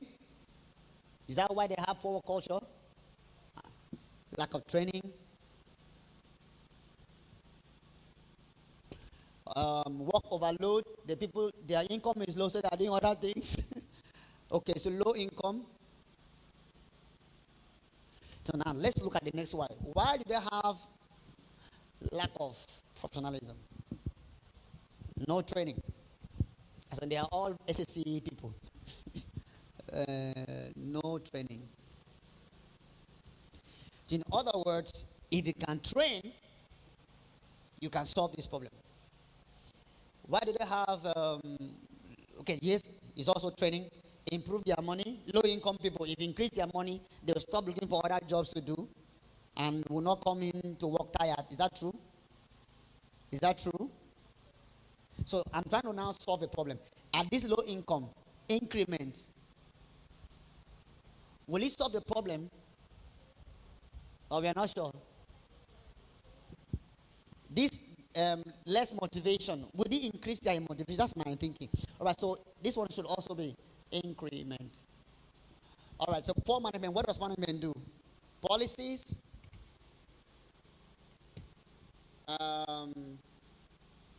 the management itself should improve on its own timeliness. Because there's no way you can drive into people what you yourself are not doing. It's very, very critical. All right, I don't have right to ask you why you are late if I came late. I don't have no right. There's no, it that comes to equity. It that comes to, what did they put it? Am I correct?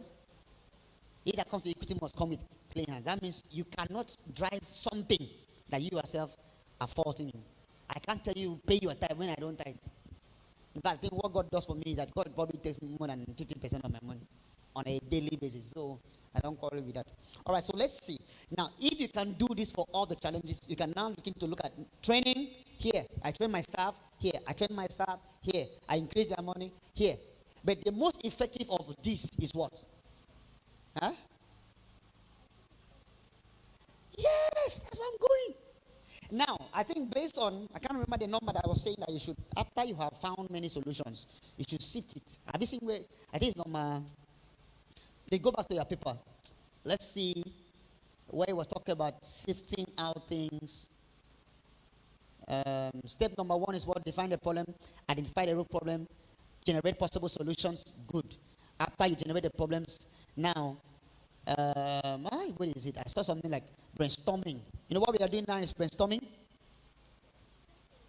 Step 3, what does it say? Okay, encourage brainstorming without judgment. Involve your team and seek counsel. All right. Quantity means bring so many ideas. Innovation start with when assumption ends. All right, good. Separate idea generation from idea. So now you need to now separate which of these ideas is going to be most effective. I believe strongly, this is my recommendation, this is personal. I think so, that the best thing to change first is what? Policies, management. If management improves their timeliness, the staff of that school will naturally improve. You know, Dr. Kafia, I'll come to church and Dr. Kafia is already seated. All of us will be afraid of sitting. The moment you see that when you're coming, you're going to sit at the back first. In fact, you start sitting there. As the service is going, you keep coming. Because you know that if you come and sit down when you're seated, he will look at you like this. And then he'll just shake his head. So when you will know you're already there, your staff will be afraid. All right, so that for me has been quite good. Anybody has taken anything home? If you miss, okay, please go back to your paper. Let me read this list for you. Your personal worksheet. All right, number 1, what are the top 3 recurring problems in your team or your organizations? You need to write it down. Top 3 things that are your problems. What major problem commonly demands your attention now? What is missing there is now. What demands your attention now? All right? And for this master class, everybody will need to answer all these questions for me. All right? What's question number 2? What category do they belong? People, process, or what? Perspective. Number 3, read it for me. That may be false. What assumptions are driving your approach? That thinking that Pastor Faith does not have money, that's why she's late. Assumption. All right. What's number 4? Whose input could sharpen your insight? Who do you need to talk with that can help you see things better?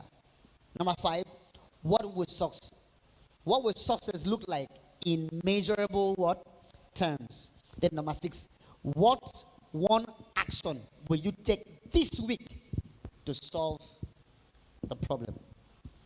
All right. With these few words of mine, I've been able to finally land on what we should have done now was to break out into 2 small groups for 10 minutes, 15 minutes, talk about something, use the methods and see how we can evaluate it. So, can you,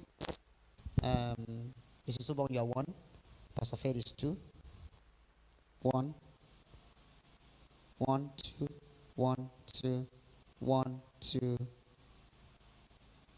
What were you? 1, 2, 1, 2. So you are 2. So David is 2. All right. So take 10 minutes. Take one of the questions. One of you should volunteer a problem, and you guys can see how to solve it. Can you do that now? In 10 minutes? All right. So one group here. One group here. Yes.